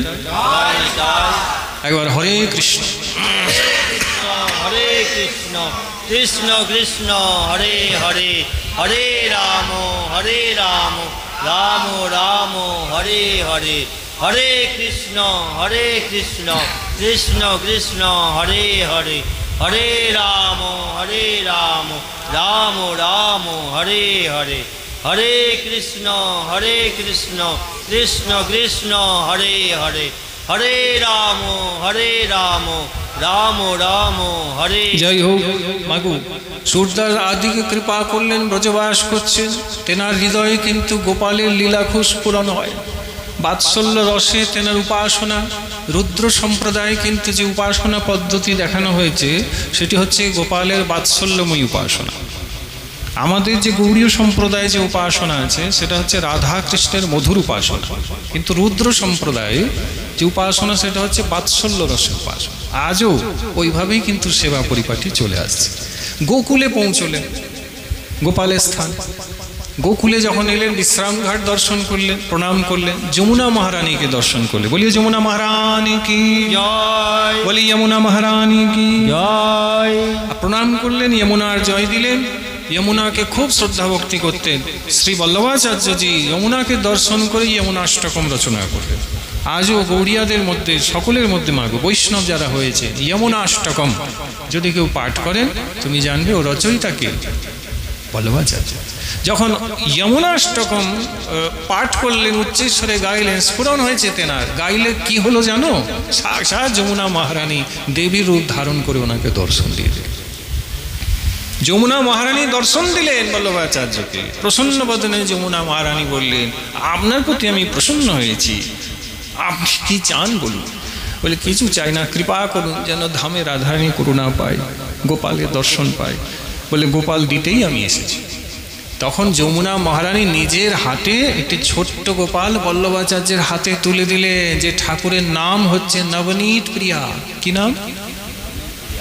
আজও ঠাকুর রয়েছে। যখন বল্লভাচার্যজি যেতেন খুব ছোট্ট, রাধারমণের মতন ছোট্ট বিগ্রহ বাবা, এই নবনীত প্রিয়া নাম দিলেন। যমুনা মহারানী সাক্ষাৎ তেনাকে নিজে হাতে তুলে দিয়েছেন এই বিগ্রহ। আজও এই ঠাকুর কোথায় আছে? নাথ দ্বারাতে আছে। নাথ দ্বারাতে যেখানে মাধবেন্দ্র পুরীর গোপাল আছে, ওই মন্দিরেই কিন্তু বল্লভাচার্যের এই ঠাকুর আজও নিত্য সেবা গ্রহণ করছেন। এই মুহূর্তে যে নাম নিয়েছি আমরা, তিনি কিন্তু শুনলেন। নবনীত প্রিয়া। নবনীত মানে কি? নবনীত মানে হয় মাখন। নবনীত মানে যার মাখন প্রিয়। এবার মাখন কার প্রিয় বলো? ওই যে যা জন্মাষ্টমী গেল গোপালের প্রিয়। তা যার মাখন প্রিয় সেই হলো নবনীত প্রিয়া। তাই যারা গোপাল সেবা করো তোমরা এই নামটা দিতে পারো, খুশি হবে। শুধু নামটা দিলেই হবে না। কেন? নকুলদানা দিলে তো হবে না। নাম দিয়েছ নবনীত আর দিচ্ছ নকুলদানা, তা করলে হবে না। বাতাসা দিয়ে দিলে হবে না, নবনীতই দিতে হবে। যদি দিতে পারো বলে হ্যাঁ আমি তো জন্মাষ্টমীতে দিই, না না বছরে একবার দিলে হবে না, সব দিন দিতে হবে। তোমরা একটা জিনিস বোধহয় খেয়াল করো নি গো, গোপালকে দেখেছো তো? গোপালে একটা হাত সামনের দিকে, হ্যাঁ কি না বলে? আচ্ছা এটা তো সবাই দেখলেন। এইবারে আমার প্রশ্ন উত্তর দিন, ওই হাতে কি আছে? লাড্ডু। বৃন্দাবনের রসিকরা বলে লাড্ডু নেই, কি আছে? মাখনের গোলা আছে। তোমরা লাড্ডু বানিয়ে দিয়েছো, তোমরা করে দিয়েছো লাড্ডু। বৃন্দাবনের ব্রজবাসীরা বলে লাড্ডু কেন হবে? তোমার ছেলে জন্মালে কি তুমি লাড্ডু খাবে? খাবে না। আছে কি? বলে মাখনের গোলা। গোলা কিন্তু তোমরা লাড্ডু বানিয়ে দিয়েছো, এই জন্য লাড্ডু দাও গো, মাখন দিবে। তো নবনীত প্রিয়া যমুনা মহারানী যে প্রকট হয়ে দিলেন। তো এই ঠাকুরকে সবসময় বল্লভাচার্যের সঙ্গে করে রাখতেন। আজও নাথ দ্বারাতে আছে, অনেক ভাগ্যবানের দর্শন পায়।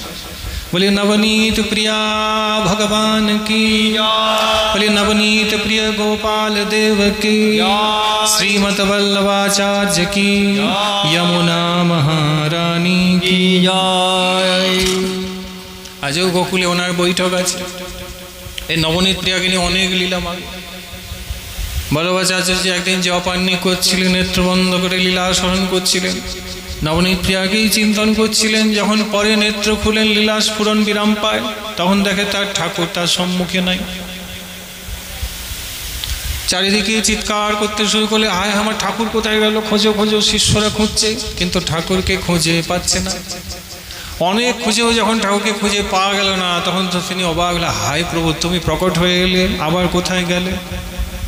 ঠাকুর আর পারলেন না, বললে আমি কোথাও যাইনি, এই যে সামনে এত মাখন রেখেছ, আমি মাখনের ভিতরে ঢুকে বসে আছি। বল্লভাচার্য প্রাণে যেন জীবন ফিরে এলো। মাগো অমনি অনেক মাখন ছিল, নরম হয়ে মাখন। তার গোপালজি কি করেছে? মাখনের উপরে ঝাঁপ দিয়ে দিয়েছে। এ ঢুকে লুকিয়ে আছে। তিনি যখন মাখন টাখন সরালেন, হায় হায় প্রভু তুমি এখানে, বললেন হ্যাঁ কি করব, তোমরা যে যার ভজনে ব্যস্ত, আমি কিছু খাবো না, তাই মাখনে ঝাঁপ দিয়ে দিচ্ছি। তো এটাও কথিত আছে আসলে নবনীত প্রিয়া নামটা বল্লভাচার্যেরই দেওয়া, এমনিতে তো গোপালজি।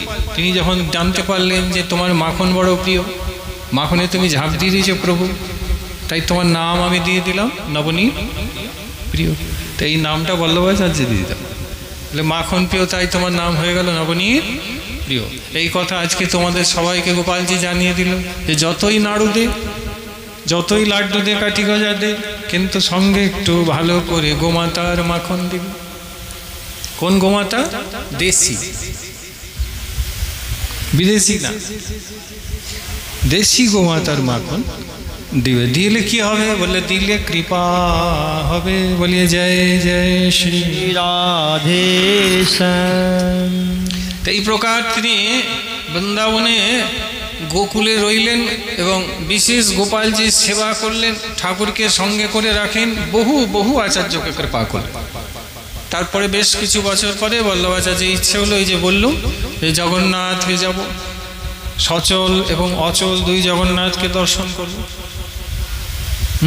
দারু ব্রহ্মরূপে জগন্নাথকে দেখব, আর গম্ভীরায় যে সচল জগন্নাথ আছে, কি নাম জানো? গম্ভীরায় যে সচল জগন্নাথ কি নাম? মহাপ্রভু। মহাপ্রভুকে দর্শন করবো, যিনি কৃপা করে আমার গৃহে আমাকে একবার দর্শন দিয়েছে। তো পরবর্তীতে তিনি কিন্তু মহাপ্রভুকে দর্শন করতে আবার জগন্নাথ পুরীতে এসেছিলেন, এবং জগন্নাথ পুরীতে এসেছে এই প্রসঙ্গটাও কিন্তু চৈতন্য চরিতামৃতে আছে। কোথায় আছে? অন্তলীলা সপ্তম পরিচ্ছেদ,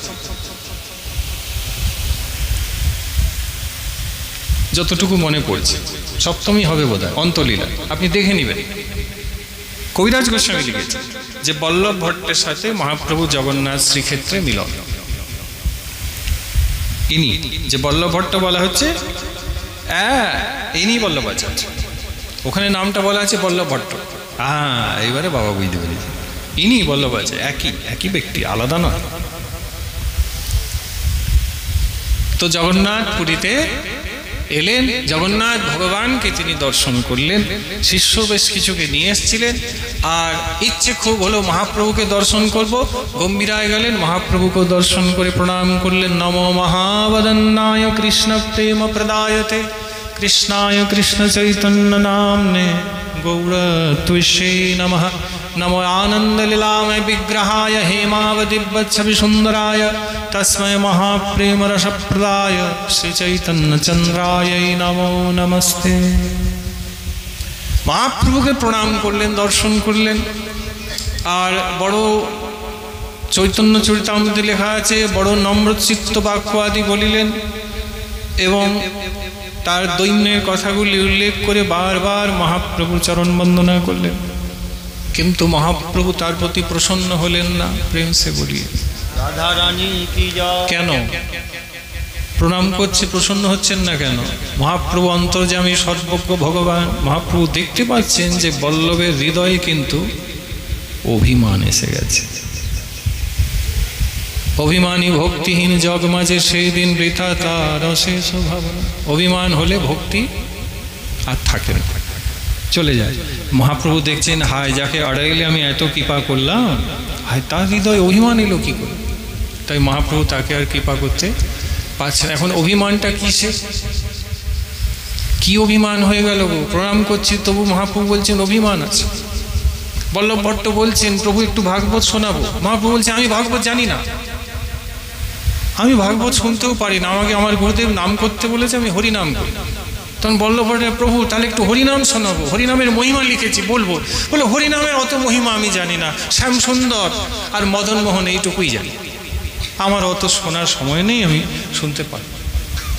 বল্লভ ভট্ট বুঝতে পারছেন আমি ভাগবত শোনাবো বললাম, শুনলেন না। আমি একটু নামের মহিমা বলবো বললাম, প্রভু শুনলেন না। আড়াইলে যে গুরু আমাকে এত কৃপা করলেন, গম্ভীরায় কিন্তু আমাকে উপেক্ষাই করছেন, কি ব্যাপার বলুন দেখি, কেন উপেক্ষা করছে?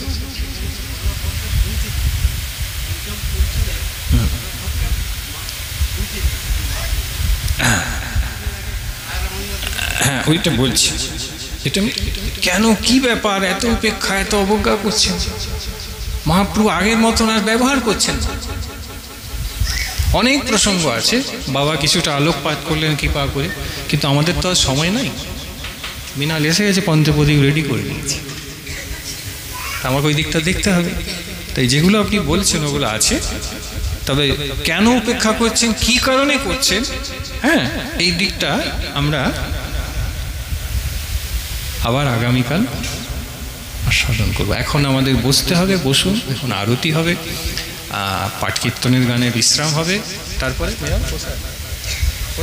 হ্যাঁ সবাই কৃপা করে প্রসাদ পাবেন। আগামীকাল সবাই একটু তাড়াতাড়ি চলে আসে, পাঠের পরে এসো না, পাঠের আগে চলে এসো, একটু নাম করবেন, সবাই হাতে তালি দিয়ে দেখতে পাই, খুব খুশি হবে। হ্যাঁ, ঘরের যা সেবা কাজ আছে তাড়াতাড়ি সেরে নাও, আসবেন। এরপর থেকে আর অনেক অনেক প্রসঙ্গ, যে সেবার পরিপাটি আছে, কেমন করে ঠাকুর সেবাদি করবে, এগুলো সব আমরা আগামীকাল শুনবো। আজকে আমাদের প্রথম দিবসের কথামৃতকে আমরা এখানেই বিশ্রাম দিলাম। নিতাই গৌর প্রেমানন্দে, হরি হরি বল, নিতাই গৌর, উলুধ্বনি শঙ্করধ্বনি, নিতাই গৌর প্রেমানন্দে, হরি হরি বল।